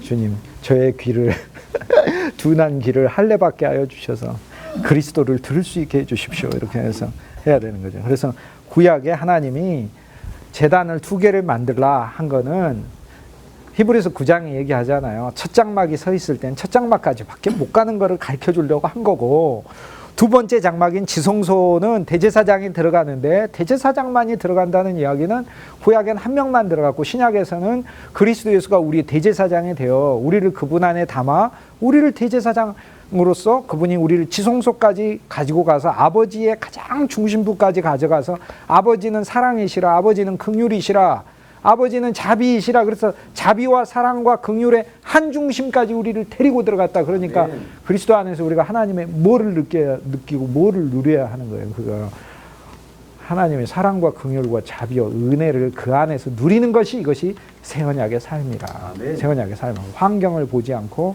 매일 그리스도 안에 있는 풍성을 보면서 감사하는 거죠. 이거를 얘기를 합니다. 존 세례 요한은 헤랄드, 선구자죠. 헤랄드라는 말이 선구자 아닙니까? 선구자가 되었습니다. The end of the Old Testament worship. 구약 예배의 종결이 되었다는 거죠.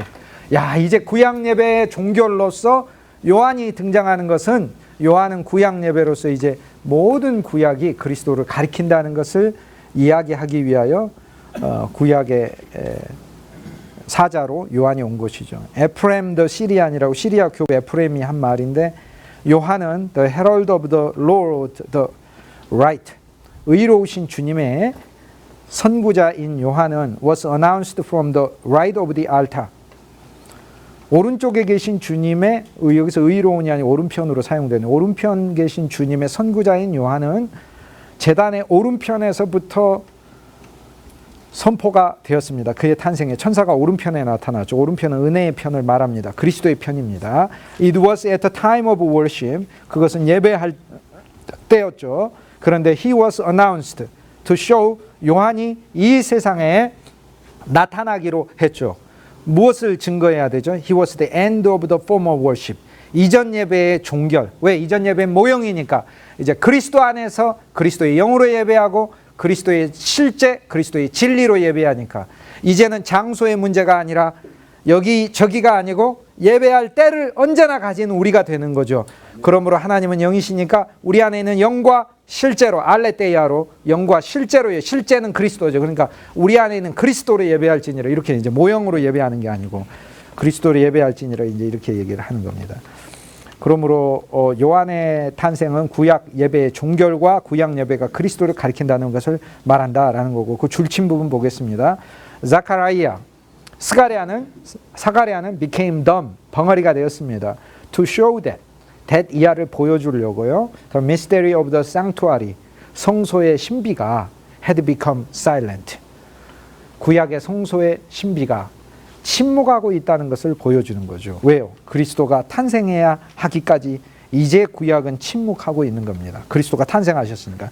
For he was to fulfill. 왜냐하면 그는 이러한 신비를 이러한 신비가 온다는 것을 성취하기 위해서입니다. 그러므로 사가랴가 벙어리가 된 것은 구약 성경이 그 속에 감추고 있는 그리스도의 신비가 이제는 벙어리가 된 것을 가리킨다라고 이야기를 합니다. 그 뒷부분은 제가 조금 이따 보도록 하겠고요.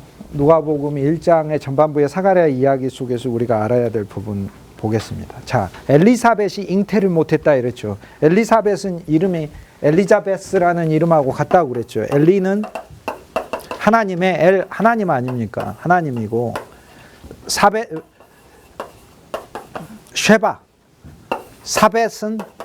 엘리사벳에서 이 사벳 이 부분은 쉐바, 히브리어 쉐바의 맹세를 가리킵니다. 맹세, 하나님의 맹세. 얼마나 감사해요. 히브리서 7장에 보면 뭐라고 얘기합니까? 맹세는 모든 다투는 일을 끝낸다 이렇게 얘기하잖아요. 막 다투다가 뭐 합니까? 결국에 뭐예요? 맹세하죠. 누가 하는지 그 맹세로 끝내는 거죠. 그냥 주님하고 우리하고 다투는데 다퉈요. 그런데 그리스도가 와서 맹세로 끝내버리셨어요. 그리스도가. 그래서 하나님은 맹세로 모든 다툼을 끝내셨다 이렇게 말을 했는데 무슨 얘기냐면 하나님 맹세하셨어요. 그러니까 끝나는 거예요. 그냥 하나님 하시겠다고 한 거예요. 누가 할래 이러다가 하나님이 내가 할게 이렇게 얘기하신 거예요. 그리고는 맹세해버렸어요.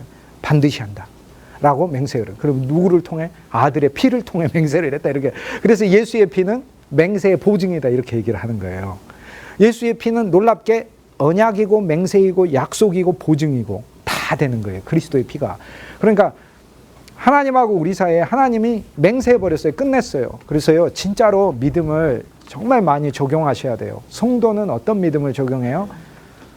하나님이 나하고 맹세하셔서 하나님하고 나하고 다툼이 끝났다. 나는 이제 하나님하고 싸울 필요 없다. 나는 그분을 믿고 따라가고 순종. 양이 목자하고 막 싸우는 거 봤습니까? 근데 싸우는 양도 있죠. 막 치받고 막 이러고 그러고. 그런데 맹세는 끝냈다. 이제 그리스도하고 나하고는 끝냈다. 주님이 날 축복하신다고 맹세하셨다. 그 믿음을 갖고 사는 거예요. 교회, 하나님이 우리 교회를 축복하신다고 하나님 맹세하셨다. 맹세를 누리시라고요. 하나님이 맹세하셨다. 우리 교회를 하나님 축복하신다고. 아멘이 안 되신 분들 할 수 없고 그거 뭐. 그 불신과 악심을 제가 어떻게 이기겠어요. 그거를 못 이기지. 그거는. 그러나 그리스도가 막과 몽치를 들고 오셔가지고 시스라의 머리를 깨버리듯이 깨버리셔야 이제 그제서야 이게 그것도 안 되면 배가 뒤룩뒤룩한데 말씀의 검을 가지고 찔러가지고 여기 바깥으로 나와야만 악하고 주님한테 죽어서 이렇게 된. 그래도 안 믿으면 어떻게 되냐면 맷돌이신 그리스도가 맷돌을 떨어뜨려 머리가 깨져야 이게 그 육체로 그러라는 게 아니고요. 여러분의 그 옛사람이 우리 안에 있는 그 옛사람이 그리스도의 말씀과 맹세와 언약에 대해 너무 불신을 우리가 본질적으로 가지고 있어요. 여러분에게 한 얘기가 아니고 저한테 하는 얘기예요. 저는요 남한테 하는 얘기 안 합니다. 그렇게 생각하시면 안 됩니다. 저는 저보고 이야기하지 저의 겉사람 보고 얘기. 다윗이 그렇게 얘기하잖아요. 염려하죠. 뭐라고 해요? 내 영혼아 어찌하여 낭망. 제가요 대표 기도할 때 사실 해보고 싶은데 못하는 기도가 하나가 있어요. 그거예요. 우리 영혼아 어찌하여 낭망하는고 너는 낭망하지 말지어다.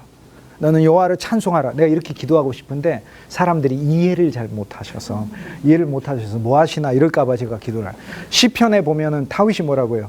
내 영혼아 왜 너 낭망하냐? 왜 너 낭망하냐? 여호와를 바라라. 이렇게 자기가 자기 겉사람한테 얘기를 하죠. 저도 제 겉사람한테 이야기하는 거지 여러분한테 얘기하는 거 아니니까 머리 맷돌 맞으라고 했다고 괜히 그렇게 생각하지 마시고 그리스도의 돌을 맞아야 되는 거. 우리 자식이 부모를 치면 돌로 쳐서 죽일지니라 했죠. 율법은 성취돼야 돼요. 부모 치는 자식이 있어요. 그 자식은 진짜 돌 맞아 죽어야 돼요. 근데 어떤 돌에 맞아 죽어야 돼요. 그러니까 그리스도라는 돌에 맞아 그의 옛사람이 죽어야 되는 거야. 그래야 효자로 태어나는 거야 이게. 그러니까 예수님은 얼마나 좋은 돌인지 몰라요. 진짜로. 엘리사벳은 그래서 하나님 맹세를 가리켜요. 맹세를 근데 오랫동안 가지고 있어요. 엘리사벳이 나이가 많아. 하나님의 맹세를 오랫동안 가지고 있는 거예요. 그런데 나이가 많아 잉태를 못하더라. 우리가 맹세를 믿는데요. 왜 이 맹세가 잉태를 못하는 거죠? 왜 하나님이 우리의 인생과 우리 교회과 우리 사역에 요한을 낳게 해주시겠다. 그리스도를 증거하는 자를 낳게 해주시겠다. 약속했는데 왜 우리는 잉태가 안 되는 걸까? 그거는 1장을 통해서 총 3가지를 말하는 것 같아요. 첫째는 가브리엘을 만나야 된다고 얘기를 해요. 가브리엘은 하나님의 소식을 전해주는 사자예요. 쉽게 얘기해서 나의 맹세는 무엇을 필요로 하냐면 말씀을 필요로 해요. 우리의 맹세가 왜 효력이 없냐면 하나님이 나를 향해 맹세해 줬잖아요. 내가 너를 사용한다. 내가 너를 통해 반드시 내 일을 이루겠다. 내가 너의 가문에 복 준다. 내가 너의 가문 복 줄 뿐 아니라 많은 사람들이 너의 가문을 통하여 복을 얻으리라. 이렇게 맹세해 줬단 말이에요. 맹세를. 근데 왜 맹세가 잉태를 못하는가? 가브리엘을 안 만나서. 그러니까 나의 영이 늘 말씀을 만나야 돼. 하나님의 말씀을 만나 그 말씀 안에서 잉태할 것이라 하는 약속을 확인해 줘야 돼요. 이것이 가브리엘만. 그 다음에 2번째, 때가 있어요. 때가 있어서 나오는 거예요. 아직 여러모로 사역을 준비 중이시거나 사역하시거나 또 여러 가지 일들을 하시는 분들, 개인적인 사무실이나 또 사역의 어떤 환경 속에 계신 분들은 하나님의 때를 진짜 믿어야 돼요. 그래서 여기 엘리사벳과 사가랴의 마음으로 하나님의 때를 기다리면서 사역을 해야 돼요. 정말 반드시 하나님의 때를 믿고 매일 가브리엘을 만나세요. 그래서 가브리엘이 해주는 이야기를 우리 품 안에서 우리가 들어야 돼요. 뭐라고 얘기를 해줍니까? 너의 기도가 하나님께 응답이 되었다라는 거죠. 그럼 무슨 기도를 했느냐? 누가복음 1장에 보면 사가랴가 어떤 기도를 했는지 사가랴의 뒷부분에 사가랴의 찬양에서 나와요. 이 아이여 지극히 높으신 자의 사자가 되어 너는 그의 길을 예비하라. 자기 아들에게 얘기하자면 뱃속에 있는 아들에게 내 아들 요한아 너는 지극히 높으신 자의 사자가 되어. 어떤 기도를 했어요? 여러분, 사가랴가 이스라엘의 의인이었다. 계명과 규례대로 흠이 없이 걸었다. 하나님의 계명과 규례라고 하는 구약 성경에 나와 있는 그 사랑과 그 사실 사랑의 실제가 그리스도 안에서 이루어지는 거니까 사가랴가 지금 이제 오늘 우리는 하나님의 일하는 우리들이잖아요. 그러면 오늘 우리는 신약이 맨 끝에 있으니까 신약의 맨 끝에 뭐가 있어요? 주 예수여 어서 오시옵소서. 마라나타. 그러니까 마라나타, 마라나타, 마라나타. 우리 그렇게 기도해요. 주 예수여 어서 오시옵소서. 예수님이 오면은 다 끝나니까 그냥 살기도 복잡하고 그러는데 이거 뭐 예수님이 나와버렸으면 좋겠네. 다 그냥 아주. 근데 그러면 안 됩니다. 그러면 천하만국이 구원을 얻고 오셔야지. 아직 구원받기도 전에 막 와버리고 그러면 안 되는 거죠. 근데 우리는 신약이 그렇게 끝나지만 구약이요 진짜 재밌게 끝나. 구약은 뭘로 끝납니까? 말라기로 끝나지 않습니까? 말라기 맨 마지막 귀절이 어떻게 끝나죠? 말라기 4장 6절. 말라기 4장 6절이 이렇게 끝내요. 내가 내 사자를 너희에게 보내리니 내 사자가 아비의 마음을 자식에게 돌이키게 하고 자식의 마음을 아비에게 돌이키게 하리라. 그리하여 내가 이 땅에 있는 저희들이 돌이키지 아니하면 저주할까 하노라 라고 이렇게 얘기를 해요. 그래서 구약이 끝나는 말은 저주라는 단어로 끝나요. 돌이키지 아니하면 내가 저주할까 하는. 원문으로는 실은 조금 더 은혜스러운 말이에요. 내가 그들에게 저주하기 전에 내가 내 사자를 보내어, 여호와께서 자기 사자를 보내어 아비의 마음과 자식의 마음을 만나게 하겠다 이렇게 하는 거예요. 열조의 그들의 육신의 열조 아브라함과 이삭과 야곱의 믿음이 그들에게 있게 하고 참 아버지이신 성부 성자 성령 삼위일체 하나님 아버지의 마음이 우리에게 있게 하겠다. 또 자녀된 우리의 마음이 하나니까. 그러니까 자 제사장 사가랴가 말씀과 신앙의 하나님의 종이라면 구약 성경, 그들에겐 성경이죠. 성경 맨 마지막에 뭘 보낸다고 하는 거예요? 사가랴를 보낸다는 거예요. 모든 환경이 다 힘들어요. 자기 개인으로 봐도 아직 아들도 없어요. 그런데 하나님은 사자를 보낸대요. 메시아가 오기도 전에 사자가 먼저 와야 된다는 거예요. 메시아가 오기 전에 사자가 와야 된다는 거예요. 그러니까 메시아 오는 것은 차치하고 뭐부터 와야 되냐면 사자부터 와야 되는 거야. 메시아의 사자부터 와야 되는 거야. 그러니 구약의 제사장들이 분향단에 가서 어떤 기도를 했겠어요? 대표 기도를 하러 가니까 대표 기도와 개인 기도를 하러 가잖아요. 여러분 기도의 지경이 넓어져야 되는데 혼자서 자기 기도만 하시는 게 아니고 또 자기 교회 기도만 하지 마시고 모든 생각나는 사람들을 다 기도를 하세요. 미운 사람들은 굳이 기도 안 하셔도 되고 생각하지 마시고 옛 것은 잊고 했으니까 그냥 잊으시고 생각이 나면 기도하시고 알아서 하시고 그거는. 그런데 제사장 사가랴가 향단에 들어가서 대표하는 모든 10,000명이 넘는 사제들 중에 추첨으로 제비뽑기로 뽑혀서 그 안에 들어갔잖아요. 그는 개인적으로는 자기 가문을 또 공적인 일에 있어서는 자기 지파를 제사장 지파를 대신하는 거고 24개 반열 중에서 24개 지파 중에서 또 그리고 이스라엘 전체로 하자면 구약 전체를 대표하는 자로 들어가는 거예요. 그래서 삼중의 기도를 하나님께 하는 거예요. 자기 개인적으로 하나님 내가 일생 동안 살면서 내게 아들이 없습니다. 이 아들은 하나님의 일을 수행해야 하지 않습니까? 제사장 아들은 제사장이 되니까 하나님의 일을 수행하는 아들이 내게 있었으면 좋겠습니다. 라고 기도하고 그 다음 두 번째 기도가 있어요. 뭐 기도예요?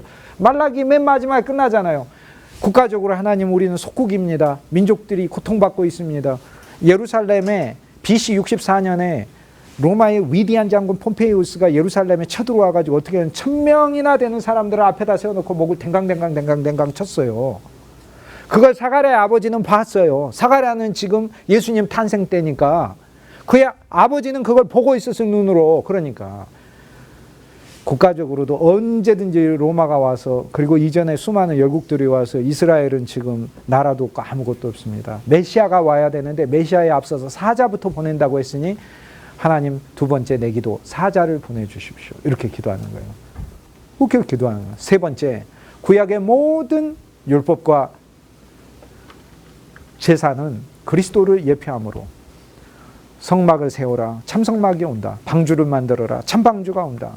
아벨의 제사를 드려라 참제사가 온다. 성막 안에도 번제단을 만들어라 참십자가가 온다. 물두멍을 만들어라 참생수가 온다. 그러니까 물두멍을 만들고 이게 진짜라고 생각하는 게 구약의 신앙이 아니고요. 이것은 모형이고 이것을 성취하는 분이 와야 된다고 생각하는 거예요. 이스라엘 백성들은 만드는 기구뿐만 아니라 그들의 인생도 마찬가지예요. 출애굽을 했어요. 출애굽을 하고 나서 진짜 출애굽이죠.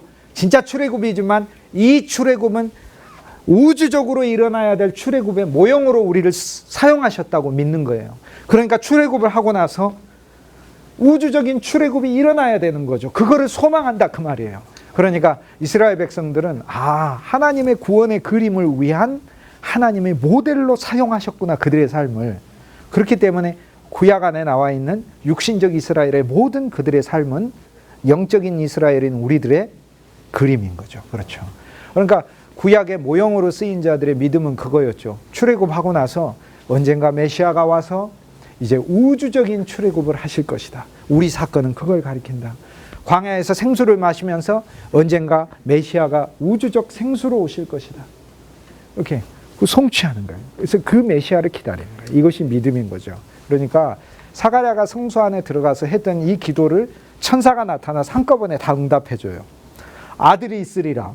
그런데 그 아들이 여호와를 증거하고 여호와의 마음을 돌리는 사자가 되리라. 이렇게 해주는 거예요. 놀라운 일이죠. 두 개를. 자, 이거는 우리가 어떻게 개인적으로 적용합니까? 저는 이제 이거를 개인적으로 적용할 때는 이렇게 물론 초대교회 때도 그런 식으로 설교했어요. 하나님, 이렇게 아들이 태어난다는 건 이 아버지에게 아들이 태어난다는 건 그의 새로운 꿈과 아버지의 일을 이어받는 사람을 말하는 거죠.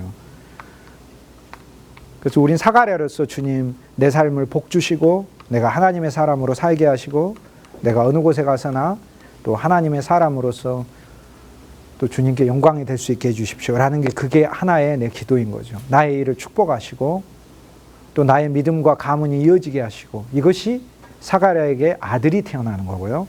사가랴에게 태어난 아들이 엘리야의 심령을 가진 여호와의 사자가 된다는 것은 주의 길을 예비하는 자가 된다는 것은 또 다른 기도를 말하는 거예요. 주님이 이제 내 인생이 나 자신을 위해 사는 인생이 아니고 우리가 사나 죽으나 주의 것이로다. 이렇게 얘기하는 거예요. 주님 이제 내 삶은 그리스도를 위한 거군요. 그리스도를 위한 거군요. 이 두 개가 만나는 게 이게 사가랴가 들은 가브리엘로부터 들은 이야기입니다.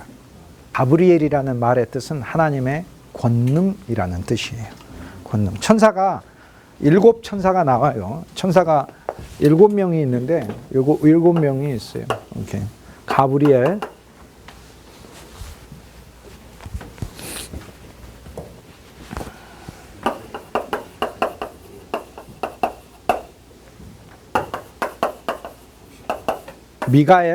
미카엘이 마이클 앤젤로입니다. 미카엘이잖아요. 이게 실은 이름이 이렇게 돼요. 미가엘이니까 미가엘, 엔젤, 천사란 뜻이죠. 대천사 미가엘인데 이걸 영어로 하면 마이클이 돼요. 미가엘이 마이클인 거예요. 마이클이라고 이름 들어보셨죠? 마이클. 그러니까 결국 마이클은 미가엘이라는 거죠. 근데 이걸 그대로 불러보겠습니다. 미켈란젤로.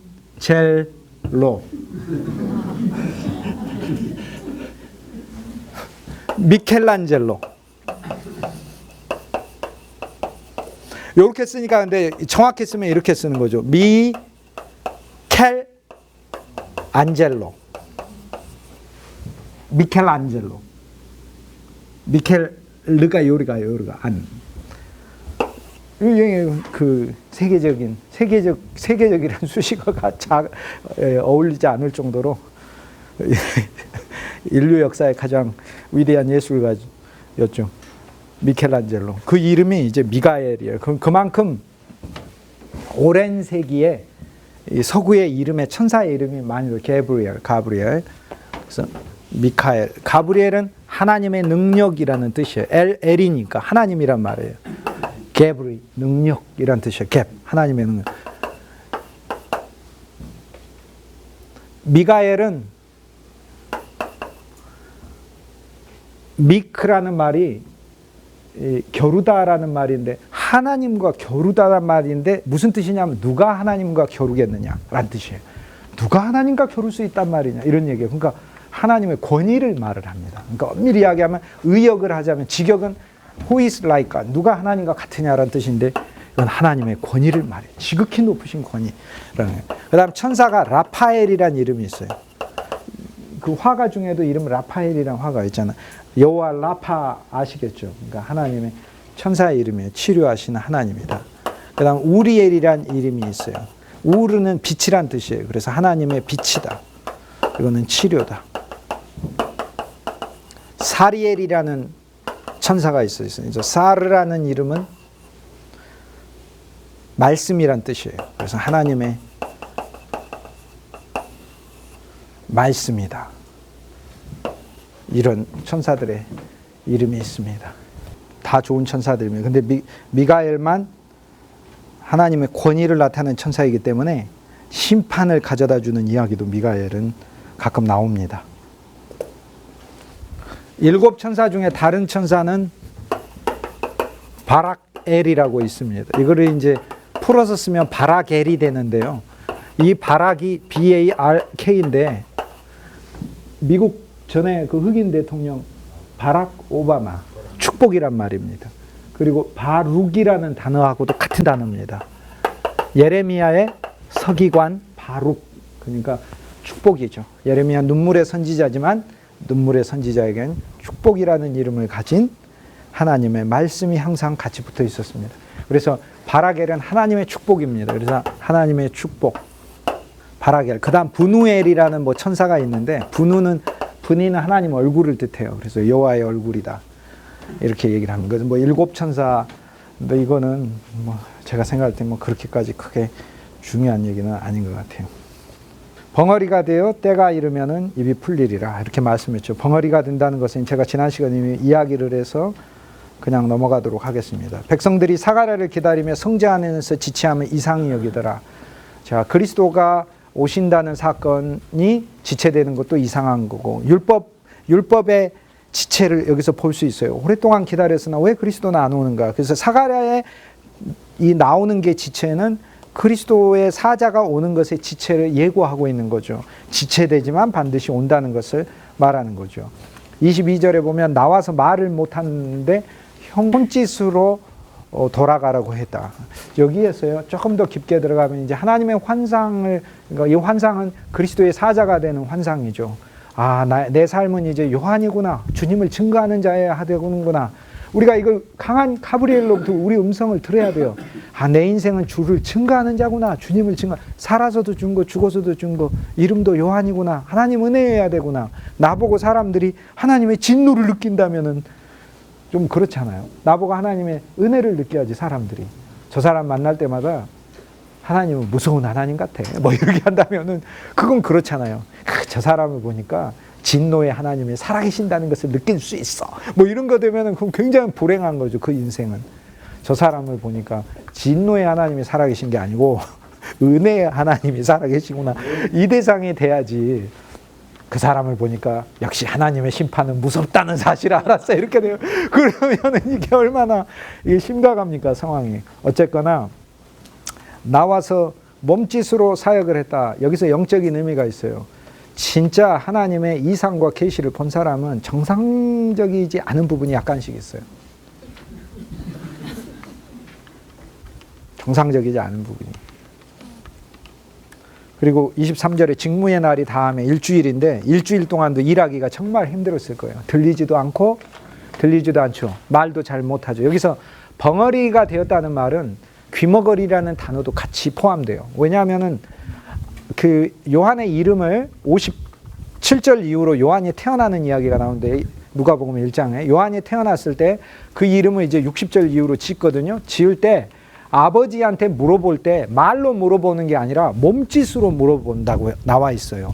몸짓으로 귀가 들리면 말로 물어보면 되잖아요. 아들 이름 뭐라고 하고 싶어요. 근데 지금 귀까지도 벙어리 됐다는 사실이에요. 그러니까 아버지한테 사가랴한테 아들 요한이 태어나고 이름을 뭐라고 물어보면 이렇게 하는 거예요. 몸짓으로. 이제 그래야 알아듣는 거죠. 왜? 귀도 안 들렸다는 걸 알 수 있어요. 그러니까 일주일 동안 귀도 안 들리고 말도 못하는 상태에서 얼마나 사역이 불편했겠어요. 그래도 감당하는 거죠. 우리가 그리스도 안에서 하나님의 새 언약을 받고 그리스도가 우리에게 영원한 생명으로 오셔서 이 생명의 체험 아래서 우리가 사역을 하게 되면, 하나님의 새 언약을 받고 그리스도가 우리에게 영원한 생명으로 오셔서 이 생명의 체험 아래서 우리가 사역을 하게 되면, 하나님의 새 언약을 받고 그리스도가 우리에게 영원한 생명으로 오셔서 이 생명의 체험 아래서 우리가 사역을 하게 되면 이 참성전 아니신 그리스도 안에서 사역할 때 우리가 종교적인 방식으로 할 수 없다는 걸 가리킵니다. 우리가 기존에 알고 있던 우리의 습관적 방식이 끝나는 것을 가리켜요. 그게 아니에요. 그러므로 진짜로요, 여러분 안에 습관적으로 어떤 사역하는 게 있다면 진짜 그리스도의 그분의 비전을 말씀 안에 있는 말씀의 천사들을 더 만나셔서 이것이 끝나야 돼요. 어떤 끝나는 어떤 계기들이 있어야 돼요. 그 모습들이 이렇게 보여질 때 여러분의 성도들은 여러분 속에서 가브리엘을 또 보게 되는 겁니다. 가브리엘을 보게 되는 겁니다. 그러므로 그리고 24절에 보면 아내 엘리사벳이 잉태하고 5달 동안 숨어 있느니라. 여기서 5달이라는 성경이 5로 나타나는 것은 성경은 항상 5는 하나님의 은혜를 가리킵니다. 베냐민이 요셉에게 5배를 받습니다. 다른 형제 다 배를 받는데, 일반 사람의 배를 받는데, 자, 그러니까 하나님 사랑은 차별이 없다고요? 하나님 사랑 차별이 있어요. 차별 없다고 생각하시는 분들 잘못 알고 계시는 거예요. 로마서 9장에 나오잖아요. 내가 야곱은 사랑하고 에서는 미워하였다. 이래요. 모든 사람을 존경하되 특히 주의 말씀을 맡은 자를 2배나 존경할지니라. 다 모든 교회는 존경해야 돼. 그러나 말씀을 전하는 자를 2배로 존경하라 얘기를 해요. 모든 사람을 사랑하되 특히 주의 형제들에게 할지니라. 그거 다 사랑해야 돼요. 우리는 예수 안 믿는 사람도. 그런데 누구에게 더 사랑하라고? 주의 형제들에게. 하나님 사랑은요, 공평한 사랑도 있지만 모두에게 한 몫 나눠주는 거. 공평하잖아요. 그러니까 한 몫을 나눠주는 건 공평해요. 그런데 형제일 경우 2몫을 나눠줘요. 그런데 아버지도 같고 어머니도 같아서 피도 같으면 5배를 줘요. 그게 요셉이 베냐민에게 주는 거예요. 우리가 아버지 하나님이 같아서 예수님과 형제가 되었는데 본질적인 내 영까지, 즉 내 내적인 어머니 영까지 같으면 주님의 영과 연합되면 5배의 은혜를 받아요. 그래서 여기 5개월 동안 사가랴의 아내 엘리사벳이 비밀 가운데 있었다라는 건 그리스도의 은혜와 그리스도의 비밀 가운데 5개월 동안 은혜 안에 조성되는 것을 가리켜요. 그러므로 매주일 여러분이 생명의 말씀을 천사로서 선포하시게 되고 요한으로서 사역하시기 전에 한 주일의 삶 속에 반드시 여러분이 이 비밀스러운 영적 5개월이 날마다 체험되어야 돼요. 그러니까 이것은 어느 한 시기에 가서 기도원에 있는 5개월만 말하는 것은 아니고 우리가 영원한 현재의 시간으로서 늘 체험되는 5개월을 말해요. 사실 성경은 그런 말씀이에요. 그래서 1장 25절에 주께서 나를 돌아보신다라는 돌보시는 날에 사람들 앞에서 돌보신다 했어요. 아들이 없었지만 돌봤다고 고백하고 있어요. 다루심이라는 거. 영어 성경에 이거 딜링이라고 하는데 딜링이 다루신다는 말이에요. 그래서 없었지만 다루심이 돌보시는 거예요. 나에게 환경이 와서 뭔가 하나님이 나를 다루시는 것 같지만 그게 돌보고 있는 겁니다. 그것이 없으면 내가 살 수 없기 때문에 하나님 날 그걸 돌보고 계시는 거예요. 그래서 내로 부끄러움이 없게 하시려고. 부끄러움은 뭐죠? 아들이 없는 게 부끄러움이네. 그렇다면 이제 큰일 나셨네. 여기 있는 여성분들 중에 아들이 있는 자에겐 생명이 있고 아들이 없는 자에게는 생명이 없느니라. 그러니까 큰일 났다. 나는 딸만 있는데 우리 집에. 그냥 여기서 말하는 이 아들은 요한을 말하고 그리스도를 말하는 거죠. 요한은 증거자 아들을 말하는 거. 그러니까 아들이 10명이면 뭐예요? 하나님을 증거할 줄 모르면은 아들이 없는 거라고 생각하시면 돼요. 물론 그렇다고 호적에서 파내라 그런 얘기가 아니고 그리스도를 만나 그리스도로 증거하는 자가 되기를 우리가 구하는 것이죠. 그게 그런 거고, 딸이 있다 하더라도 그 딸이 주님을 증거하면 그 딸이 아들을 만난 거죠. 그리고 참아들은 그리스도이죠. 제가 기도할 때 루는 보다고 벤은 아들이니까 보라 아들이라. 야곱이 낳은 첫 번째 아들은 그리스도가 이 땅에 성육신 하실 것을 나타내는 말씀이에요. 보라 아들이라. 내가 한 아들을 너희에게 주리니 이 아들이 너희에게 선물이다 말씀하셨잖아요. 그러므로 그리스도가 우리에게 참 아들이신 거죠. 그래서 오늘날 많은 사람들이 예수님을 믿고 하나님을 믿는데 참 아들이신 그분이 우리 안에 잉태되지 않았다면 이것은 부끄러운 신앙이다. 이것을 부끄러운 신앙이다. 이렇게 보이는 거예요. 그런데 이 아들이 잉태되는 건 그리스도가 우리 안에 태어나는 거고, 그리스도, 어떤 그리스도? 소망의 그리스도, 믿음의 그리스도, 나의 모든 것인 그리스도. 그런데 이제 바울이 점점 가면 이 그리스도는 사랑의 그리스도여야 된다 이렇게 얘기하죠. 그래서 나한테 믿음의 그리스도가 태어났다면 주님이 믿음의 그리스도는 이제 자라나면서 누가복음 1장 80절에 보면 자라나잖아요. 요한도 자라나잖아요. 그러니까 복음의 증거자가 자라나며 동시에 우리 안에 마리아가 예수를 잉태하듯 우리는 두 가지 잉태를 가지고 있는 거예요. 나의 겉사람은 요한으로 태어났고요. 그리스도 안에서. 나의 속사람은 그리스도로 태어난 거예요. 그래서 나의 겉사람과 관련된 모든 것은 그리스도를 증거하는 거예요. 나의 겉사람의 직업, 나의 겉사람의 기술, 나의 겉사람의 재능, 나의 겉사람의 위치, 나의 겉사람의 모든 것은 그리스도를 증거하는 것이고 내 안에 있는 속사람은 그리스도가 자라나는 것이에요. 그래서 우리는 이중적인 탄생을 누가복음 1장에서 이렇게 보게 되는데 여기에서 이제 우리가 나의 돌보시는 날에 주께서 내 부끄러움을 없게 했다. 그러므로 그리스도가 우리 안에서 성장하지 않는다면 그것이 그리스도인에게는 부끄러움인 거죠. 그리고 여기서 엘리사벳이 말하는 건 요한이 없는 아들을 부끄러움이라고 얘기하니까 이건 단순히 전도만 말하는 것은 아닙니다. 진짜 우리 일생을 살면서 진짜 주님 내 인생을 통해 내 가족이 예수님이 살아있구나를 증거할 수 있게 이게 전도죠. 함께 일하는 내 직장에 있는 사람이 나를 보고 진짜 예수님이 살아있구나. 예수님을 믿는다는 건 저렇게 행복하고 기쁜 것이구나를 증거해 줄 수 있는 삶이 그것이 요한의 삶인 거죠. 그리고 사망과 근심에 있는 자들에게 빛이 있고 그 빛으로 오라고 증거할 수 있는 자가 요한인 거죠. 그것이 안 태어난다면 부끄러운 자다 그런 거죠. 그것이 안 태어난다면. 그러므로 우리는 이제 여기서 이제 하나의 소망을 가질 수가 있습니다. 요한이 태어나게 하십시오. 요한이 태어나야 나는 하나님의 일에 쓰임 받을 수 있습니다. 그러므로 전도의 은사를 받은 사람이 있긴 한데 이 은사를 하나님은 특별한 사람에게 주는 거 아닙니다. 진짜 우리 모두가 다 이 은사는 받을 수 있어야 되고 이 은사가 우리 안에 넘쳐야 됩니다. 그리고 그리스도가 저절로 우리 안에 더 누려지고 더 즐거워지면 우린 저절로 증거자가 되게 돼 있습니다. 여러분 우리가 뭐 좋은 물건 샀을 때 알잖아요. 맛있는 맛집 다녀왔을 때 얘기하잖아요. 고기 진짜 맛있다고. 제가 어떤 뭐 감자탕 집에 맛있는 데 다녀왔다. 누가 감자탕 먹으러 간다 그러면 뭐 얘기하잖아요. 그 집이 맛있다고. 어디 가면 그 집 이렇게 얘기하잖아요. 우리가 진짜 그리스도가 맛있어야 돼요. 그래야 그리스도를 증거하는 자가. 그러니까 주님 내가 내 삶의 어느 곳에서나 요한이 되게 해주십시오. 예수님을 증거하게 해주십시오. 그러기 위해서 나는 사가랴 여호와의 나를 기억하시는 하나님의 그분의 놀라운 긍휼을 나는 깨달을 줄 알아요. 엘리사벳 하나님이 나를 증거자로 만드신다고 맹세하셨다. 그러므로 그리스도를 증거하여 마침내 내 삶에 그리스도가 태어나게 하는 것이다. 이 전체적 과정이죠. 누가복음에서 이제 예루살렘 안에서는 십자가와 부활이 중요하다고 했잖아요. 우리 교회는 갈릴리로서 모든 하나님의 능력과 기적이 일어나요. 놀라운 교회의 이름이에요. 우리 교회는 예루살렘을 향해 가고 있는 또 하나의 과정의 교회로서 우리 안에 있는 바리새인의 누룩도 처리되고 참기도를 올릴 줄도 알고 쓰러진 자를 이웃에게 다가가서 그들을 구제하고 그리스도의 기름과 포도주를 바르기도 하고 누가복음 10장.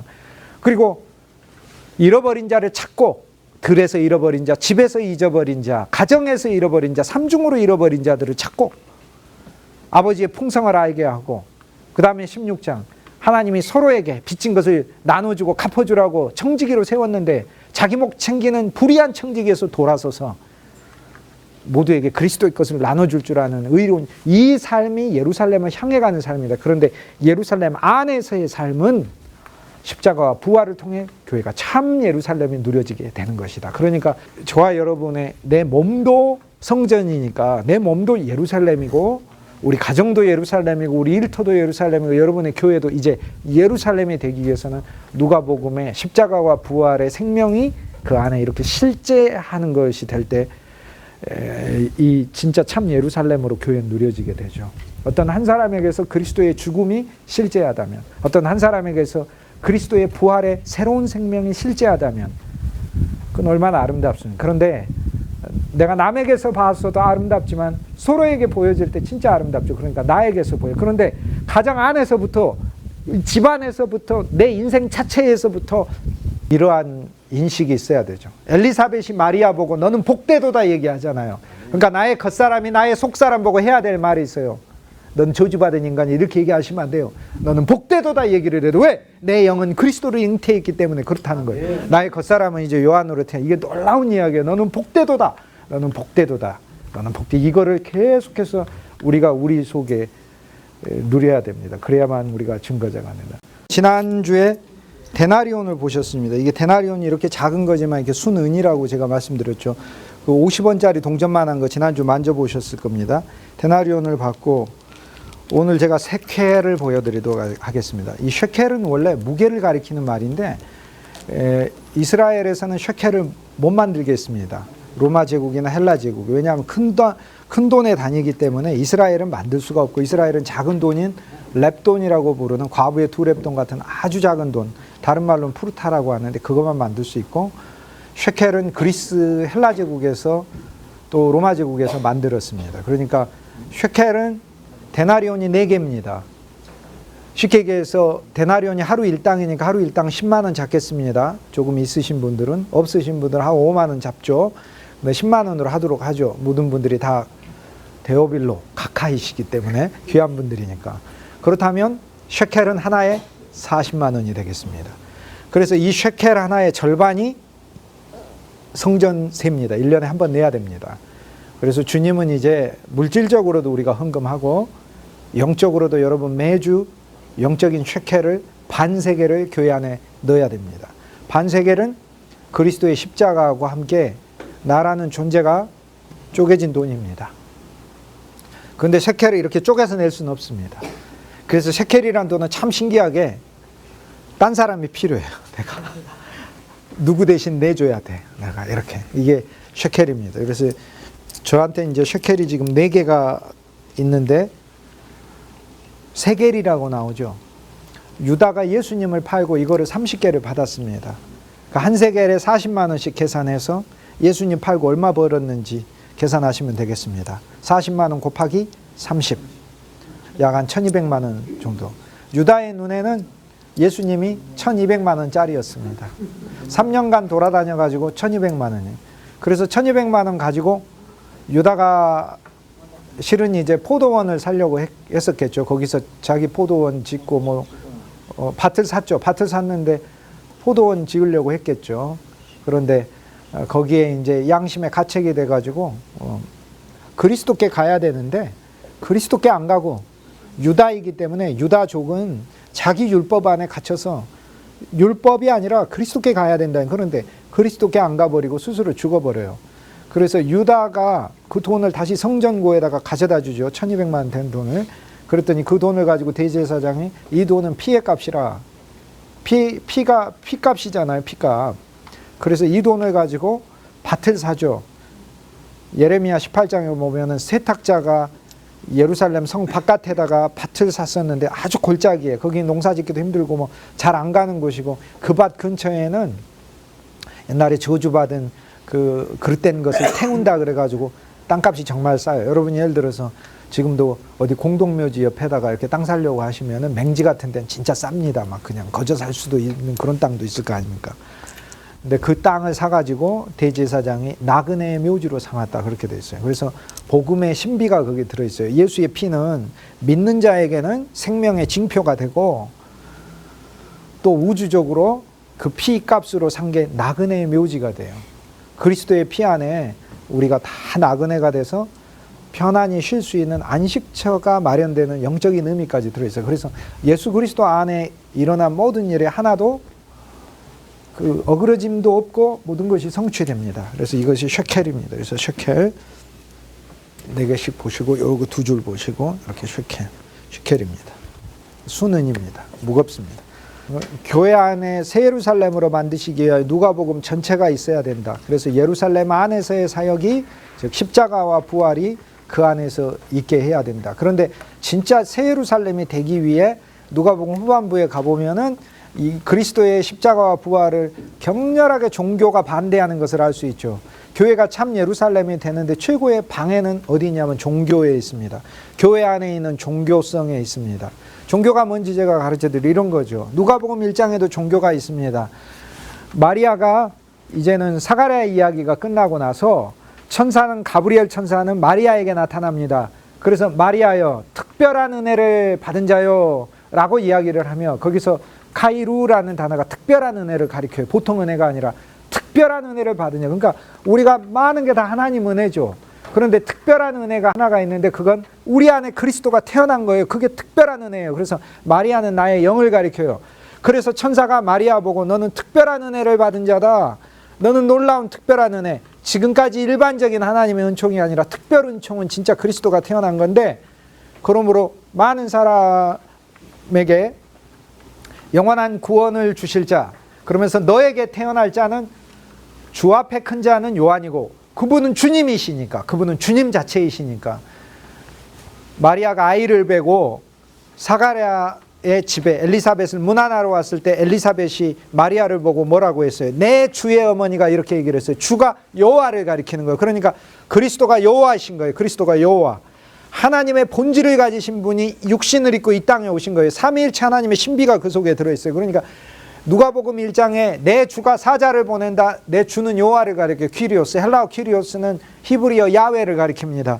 그러니까 내 주가 그 속에 잉태되어서 내 주의 어머니라고 부르는 거죠. 내 주의 어머니가 내게 오신다라고 이야기를 하는 거죠. 이 마리아에게는 그리스도가 속에 잉태되어서 이제 가브리엘이 나타나 그리스도가 태어나는 것에 대해 이야기를 하는데, 우리는 여기 요한이 태어나고 예수 그리스도가 태어나는 이 두 가지 이야기를 통해 우리의 인생이 총체적으로 바깥으로 요한으로 사용되고 우리 속사람으로 그리스도로 사용된다는 사실을 보여주고 있는 거죠. 그게. 그래서 우리가 요한으로 태어나기 위해서 필요한 과정을 누가복음 1장에 말을 하고 있고, 우리 안에 그리스도가 태어나서 우리가 마리아로서 우리 자체가 마리아라는 거예요. 우리 안에 예수 그리스도가 태어나서 무슨 일을 하는지를 얘기를 해주고 있어요. 그래서 마리아가 가브리엘이 나타나 너는 복 있는 자라고 이야기를 하면서 너는 특별한 은혜를 받은 자요, 너는 복 있는 자요, 이렇게 얘기를 하는데, 그런데요, 종교는 뭐합니까? 마리아를 숭배하는 것이고, 생명은 뭐죠? 내가 마리아가 되어 내 안에 계신 그리스도를 찬송하는 게 생명인 거예요. 그런데 지금까지 2000년 동안 기독교는 마리아라는 존재를 숭배하는 강력한, 그리고 그 마리아뿐만 아니라 이건 가톨릭의 문제만이 아니에요. 오늘날 우리가 가진 많은 것들이 종교화되어 있어요. 종교화. 사가랴가 여호와가 기억하신다잖아요. 여호와께서 자기 백성을 기억하시고 긍휼히 여겨 기억한다라고 이야기를 할 때, 긍휼히 여겨 기억하신다, 이스라엘을 긍휼히 여겨 기억하셨다라고 엘리사벳이 이야기를 할 때, 나를 긍휼히 여겨 기억하셨다라고, 기억이라는 이 단어는 예수님이 성찬을 하시면서 나를 기념하라라고 하는 단어와 똑같은 단어예요. 예수님은 예식을 말하는 게 아니에요. 그런데 기억하라고 한 거예요. 그러니까 우리가 성찬할 때마다 뭐를 기억하는 거예요? 그리스도의 구원, 그리스도의 피 안에 있는 새 언약. 피는 뭘 가리켜요? 주님 존재를 가리키고, 은혜를 가리키고, 구원을 가리키고, 구속을 가리키고, 새로운 생명을 가리키는 거. 그러니까 성찬이라는 것을 통해 그리스도의 은혜와 사랑과 그분의 생명을 기억하고 감사하고 찬양하라고 얘기한 건데, 예식으로 만들어버려. 우리는 항상 식으로. 이것이 문제예요. 기념이 돼버리는 거예요. 기억이 아니고. 그러니까 이게 종교예요. 그래서 종교에서 구출받으셔야 돼요. 진짜로. 아멘. 종교에서 구출받아야 돼요. 기억하는 것이에요. 아멘. 그리스도를 기억하고 그리스도를 찬송하고 하는 것이죠. 이 마리아에게 이제 나타나서 주님은 여기서 복음을, 우리가 율법 아래서 성장하여 주님을 증거할 뿐만 아니라 우리가 그동안 율법 아래서 내 힘과 내 노력으로 계명을 지켜보고자 했다면 요한까지는 될 수 있지만, 그러나 우리에게 하나님의 천사가 와서 내주하시는 그리스도가 우리 속에 태어났다고 이야기를 하시죠. 그러면 이 그리스도가 태어나서 우리에게 어떤 일을 하시는가가 바로 누가복음 1장 26절 이후부터 46절까지 20절에 걸쳐서, 무려 20절에 걸쳐서 마리아에게 천사가 이야기를 합니다. 천사가 마리아에게 이야기하기를, 너에게는 예수가 태어나고 이 예수는 큰 자가 될 것이다. 큰 자가 될 것이다. 그 그리스도가 우리 안에 오셔서 작은 자로 오셔서, 근본 하나님의 본체이시나 작은 자가 되셔서 그분이 우리를 담고 그분이 큰 자가 되시니까 결국에 우리를 큰 자로 만드실 거고, 하나님 앞에 큰 자로 만드시는 거죠. 사람 앞에 큰 자 말고요. 하나님 앞에, 물론 예수님은 사람 앞에서도 최고의 큰 자가 되시긴 했지만 하나님 앞에 큰 자가, 그분이 하나님으로서 우리 자체를 포함하여 큰 자가 되시고, 두 번째 다윗의 왕위를 가지고 오셔서 다윗의 왕으로 즉위하실 분이시다, 이렇게 얘기를 해요. 다윗의 보좌에 오르실 분이래요. 아니, 하나님의 보좌에 있는 분이 다윗 보좌, 다윗 보좌가 큽니까? 하나님 보좌가 큽니까? 하나님 보좌가 훨씬 커요. 다윗 보좌에 오른다는 것은 예를 들어 대통령 되는 분이 동네 이장님이 되시겠다 이렇게 얘기하는 거하고 비슷한 얘기잖아요. 그럴 때 우리가 와, 이 영광스러운 일이다 이렇게 얘기하는 사람이 있어요. 의아스럽지. 아니 청와대 계시다가 왜 갑자기 동장 출마하시려고 그러실까 이렇게 되는 거죠.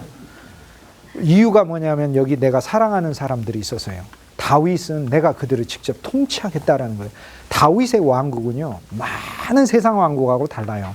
다윗의 왕국은 영토에 경계를 두었어요. 아래로 큰 바다 홍해에서 위로 유브라데까지 다윗의 경계니라 이렇게 하면서 유브라데 건너편 갈대아 우르니까 이방의 땅이고 이쪽에 홍해 건너는 애굽이니까 세상을 가리키는 거예요. 그러니까 세상을 건너고 우상을 건넌 자들, 그 자들의 왕이 돼주겠다 이렇게 얘기해요. 예수님은 지금 두 가지 왕하고 계시죠. 어떤 왕이요?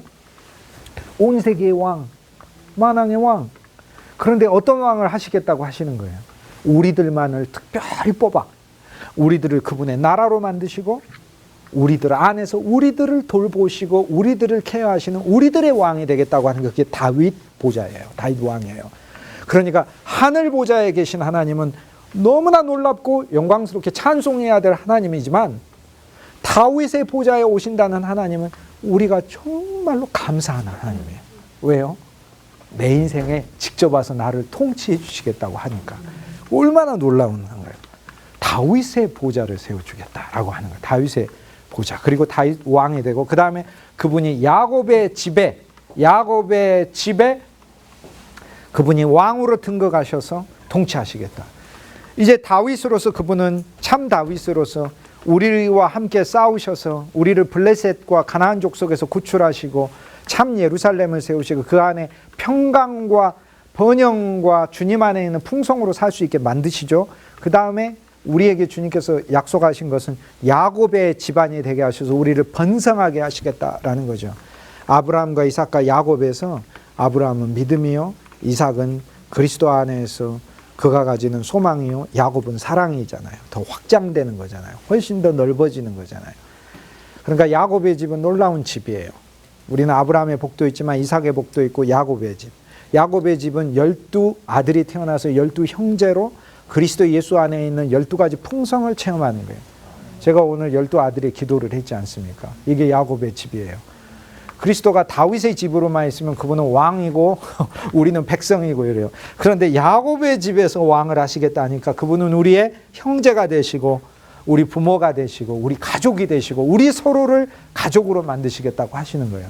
그래서 가브리엘이 천사가 나타나서 마리아에게 너에게 잉태된 자가 이거는 이제 스바냐서 사실 3장에 나오는 말씀이십니다. 스바냐서 3장에 하나님의 은혜가 너희에게 임하였으니 너희는 두려워하지 말라. 3장 15절에 여호와가 너희 가운데 계시니라 라고 얘기해요. 그러므로 그리스도가 마리아야 너와 함께하고 있으니 주 여호와가 너와 함께하고 있고 그 속에 아이로 태어나셨으니 너는 두려워하지 말라. 그를 감사할지라 이렇게 이야기를 하고 그리고 그는 큰 자가 되어 우리들을 전부 다 포함하셔서 우리가 그분 안에서 큰 자가 되고 그분이 우리 안에서 큰 자가 되어 마침내 우리는 그분에 의해 정복당할 거죠. 얼마나 감사합니까? 그리고는 그분이 우리의 다윗이 되셔서 우리를 그분의 왕국 안에 그분의 백성이 되게 하리라. 특별한 왕국 안에 들어가는 거죠. 특별한 왕국 안에. 그리고 야곱의 집으로 우리를 초대하여 그분이 우리의 야곱이 되셔서 우리 아버지가 되시고 우리를 돌보시는 자가 되시고 우리를 조성하는 자가 될 것이다. 이렇게 얘기를 하는 거죠. 마리아에게 이제 가브리엘 천사가 나타나 우리에게 그리스도가 오셔서 하실 일들은 주님이 오셔서 하실 일들을 우리 누가복음 1장에서 이제 여러분 말씀을 전파해야 됩니다. 우리 속에 그리스도가 오셔서 다윗의 보좌, 다윗의 왕이 되신다. 우리 삶을 그분의 백성이 되게 하고 일일이 돌봐주신다. 그냥 하늘 보좌에 있어서 모든 사람 악인과 선인에게 다 비를 내려주시는 그 정도 보좌에 있는 분이 아니고 그분의 백성의 그분의 왕국의 다윗의 보좌가 되죠.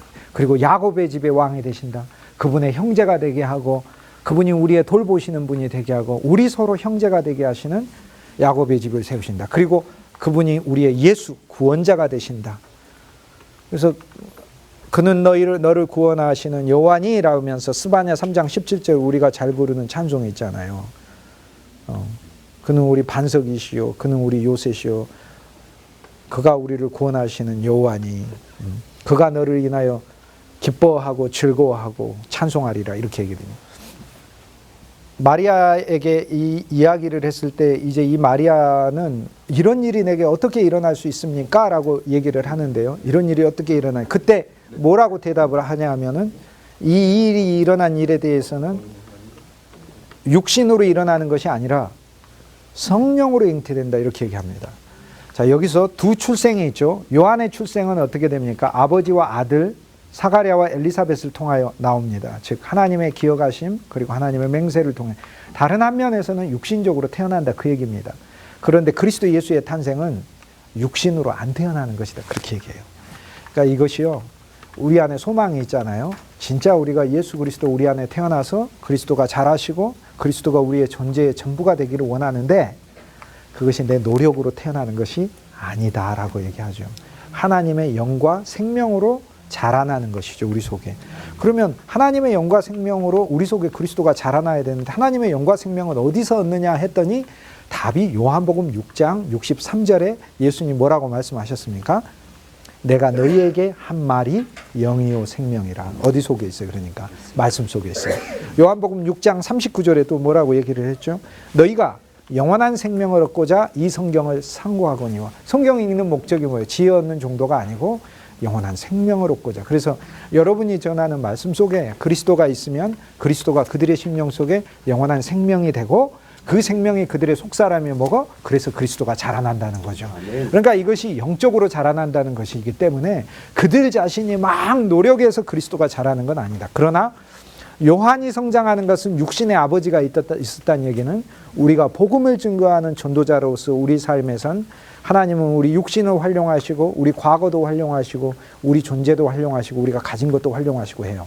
그런데 우리를 그리스도로 조성하시는 것에 있어서는 그리스도의 영이 그리스도로 조성하지 우리에게서 난 것으로 그리스도로 조성되는 거 아니니까. 그래서 성령으로 잉태됐다라고 하는 말이 바로 그 말입니다. 그런데 요셉은 왜 있느냐? 요셉은 왜 있느냐? 물론 아버지로서 도와줘야 되니까 있는 거죠. 그죠? 아버지로서. 그런데 요셉은 그러면 무엇을 의미합니까? 요셉은 예수님의 육신적 아버지잖아요. 쉽게 얘기해서 그리스도는 우리 안에서 자라시는데 요셉은 나라는 존재의 육체를 가리키는 거예요. 그럼 나라는 존재의 육체는 어디 쓰느냐? 로마서 8장에 보면 사실 육체만으로는 하나님을 기쁘시게 못하고 육체는 하나님의 뜻에 순종하지도 못하고 육체는 하나님의 뜻에 거스른다고 했어요. 그러면 육체가 필요 없네. 그런데 로마서 8장에 10절에 가보면 뭐라고 나와 있냐면 9절에는 하나님의 영이 너희 안에 거하시면 너희가 육체에 속하지 않고 하나님의 영에 속했다 해서 우리 육체조차도 하나님의 영에 속했다고 말을 하고 하나님의 영이 생명이 너희 죽을 육체에도 생명을 주시리라. 너희 죽을 몸에도 생명을. 그래서 요셉은 우리 몸을 가리키는데 생명을 통해 우리의 몸도 하나님에 의해 쓰임받는 걸 가리켜요. 그러니까 요셉도 쓰임받는 것이죠. 그러나 그리스도를 태어나게 하는 것은 우리 몸은 활용은 될지 모르지만 몸 자체가 태어나게 하는 것. 그런데 우리 몸은 그리스도를 길러요. 놀랍게. 우리 몸은. 그러므로 우리 자신의 몸을 주님께 더 드리기를 원하셔서 눈도 드리시고 귀도 드리세요. 이 수업을 통해 2시간 동안 드리시고 계시잖아요. 더 드리도록 하세요. 그리고 마음도 그리스도에게 더 드리도록 하세요. 그래서 내 부분 자체가 다 그리스도께 더 가는 게 이것이 요셉이 그리스도를 돌보는 겁니다. 내 안에 있는 게. 그리고 요셉이 또 있어야만 수치스럽지 않습니다. 요셉이 만약 없었다면 마리아가 믿음을 가지고 어디 막 예수님을 잉태해서 살 수는 있겠죠. 그러나 많은 사람들이 어떻게 생각하겠어요? 저 아기는 성령으로 잉태된 아기가 아니고 어디에서 미리 남자를 알아가지고 만든 아기다 이렇게 얘기하지 않겠습니까? 그러니까 요셉이 있음으로 수치가 가려지는 거죠. 우리 안에 그리스도가 나셨어요. 예수님이 내 안에 태어났으니 나는 아무것도 필요 없고 주의도 필요 없고 사람들도 필요 없어. 이렇게 사는 것은 신자의 삶이 아니에요. 우리에게 요셉이 있어야 한다는 이야기는 우리 몸으로 우리 주위의 사람들을 사랑하고 섬기고 그리스도를 돌보는 실제적 행함이 있어야 된다는 것을 가리키는 거예요. 그것이 같이 가야 하는 것을 말하는 거예요. 요셉의 아들로서 그리스도가 태어난다는 건 더 깊은 영적인 신비한 의미가 또 있어요. 왜냐? 예수님은 마리아의 아들이며 요셉의 아들입니다. 요셉의 아들로서 요셉의 아들이니까 요셉이 한 일을 하시겠죠. 다윗의 아들로서 다윗이 한 일을 하시죠. 아브라함의 아들이라고 마태는 소개하잖아요. 아브라함의 아들이니까 그분은 아브라함이 한 일을 하시러 우리 속에 오셨다 이 말이에요. 아브라함의 아들이고 아브라함의 씨니까 아브라함의 한 일을 우리 속에 이루어요. 우리도 믿음으로 살게 하시는 거예요. 그분이. 그래서 믿음을 내 혼자서 가질 수 없고 그분이 내게 오셔서 믿음을 주시고 믿음을 강화하시고 믿음으로 이끌고 가는 삶을 다윗으로 오셔서 내 왕국을 책임지고 계셔요. 나의 모든 사물을 이미 맡으셨어요. 나의 직업과 나의 일과 나의 가족과 내 하는 모든 사역까지 나의 사역의 장소까지도 주님이 다 맡고 다윗으로 계시는 야곱으로 계시면서 나를 변화시키고 야곱의 집안에 나를 포함시키셔서 그분의 영원한 가정 안에 가족이 되게 하셨어요. 그런데 요셉의 아들로 내게 오셨다는 것은 그분이 만민을 먹이는 자였잖아. 구약의 요셉이.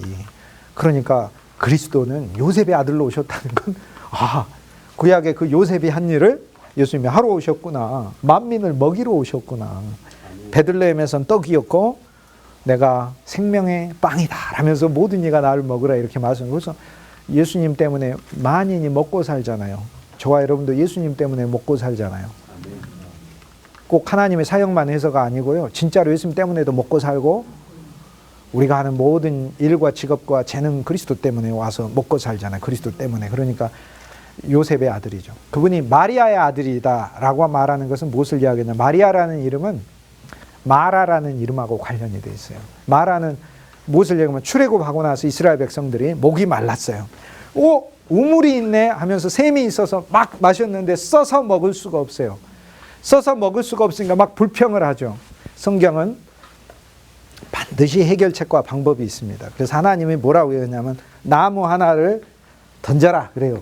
그래서 나무를 던졌더니 물이 달아졌어요.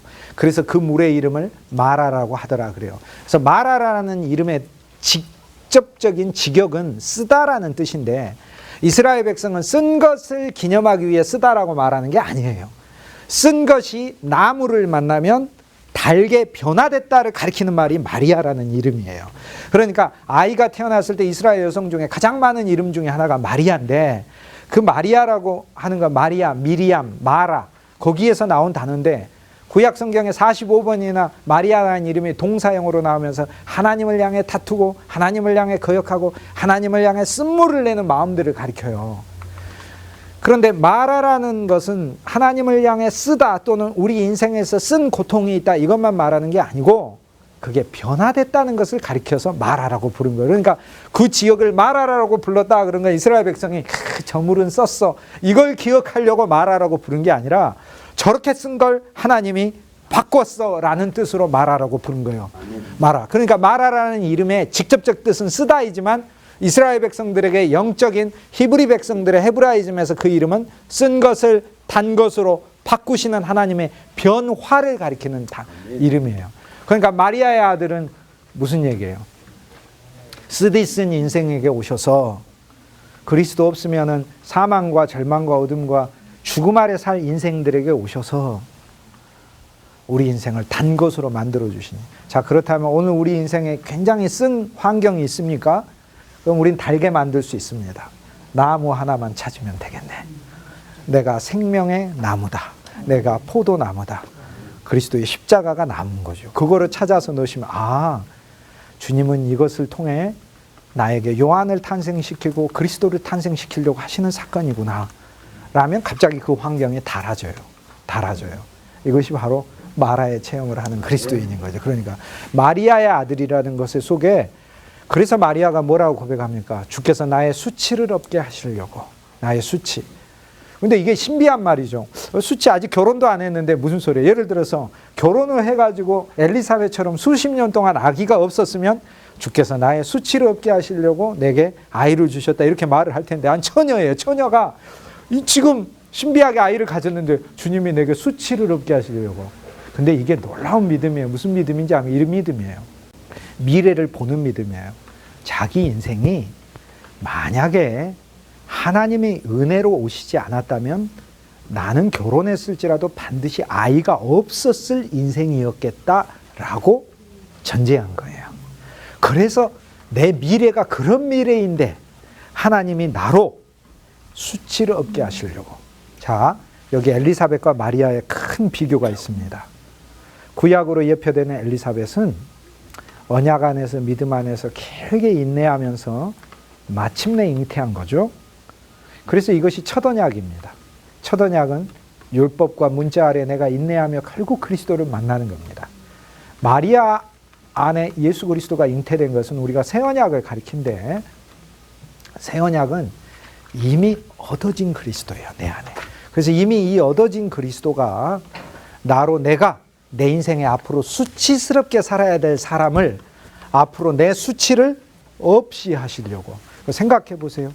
그리스도가 생명으로 우리 안에 안 계시면 내 사역이 얼마나 수치스러웠을까 한번 생각해 보세요.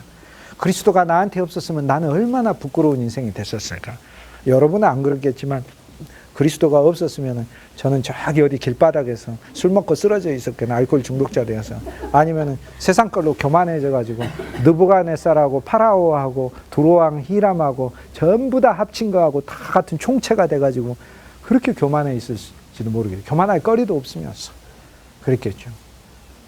얼마나 내 수치를 없게 하시려고. 과거의 수치가 아니라 미래의 수치. 이게 마리아예요. 마리아의 신앙이에요. 그래서 마리아의 그 고백 안에는 가브리엘 천사는 예수님이 와서 하신 예를 가리켜요. 다윗의 집을 세운다, 야곱의 집을 세운다, 왕이 되신다, 그 나라가 영원 무궁할 것이다. 그가 예수가 되어 많은 자를 구원할 것이다. 이렇게 얘기하고, 이제 마리아는 이것을 찬송으로 답을 해요. 답을 하는데 뭐라고 얘기합니까? 나의 수치를 주께서 돌아보시고 나를 부끄럽게 하지 않으시려고 하시고, 주님 그분이 오셔서 권세 있는 자는 낮추시고 자기 의로 높아진 자는 꺾어버려야 돼요. 교만 높으신 자도 그리스도를 만나 잘라져야 행복합니다. 날 불행하게 하는 거니까. 그러나 약한 자는 하나님 세우시고 가난한 자는 그 손에 그리스도를 가득 채워주시고 좋은 것으로 반드시 보상하시고, 그리고 자기가 부자라고 생각하고 자기가 세상 것으로 자기 욕심과 그리고 자기가 가진 이 세상의 지혜들과 자기 지식들 부자도 있어요. 지식들 부자, 돈 부자만 생각하시면 안 돼요. 자아가 많은 부자들도 있어요. 자아, 고집이 많은 부자들도 있고, 그들은 그리스도를 만나 빈손으로 가게 하셨도다. 야, 얼마나 놀라운지 몰라요. 그래서 나를 비우시는 그리스도를 만나게, 그래서 비우라라고 얘기하는 거 복음이 아닙니다. 그거는 자기 개발입니다. 자기 개발하고 복음은 틀려요.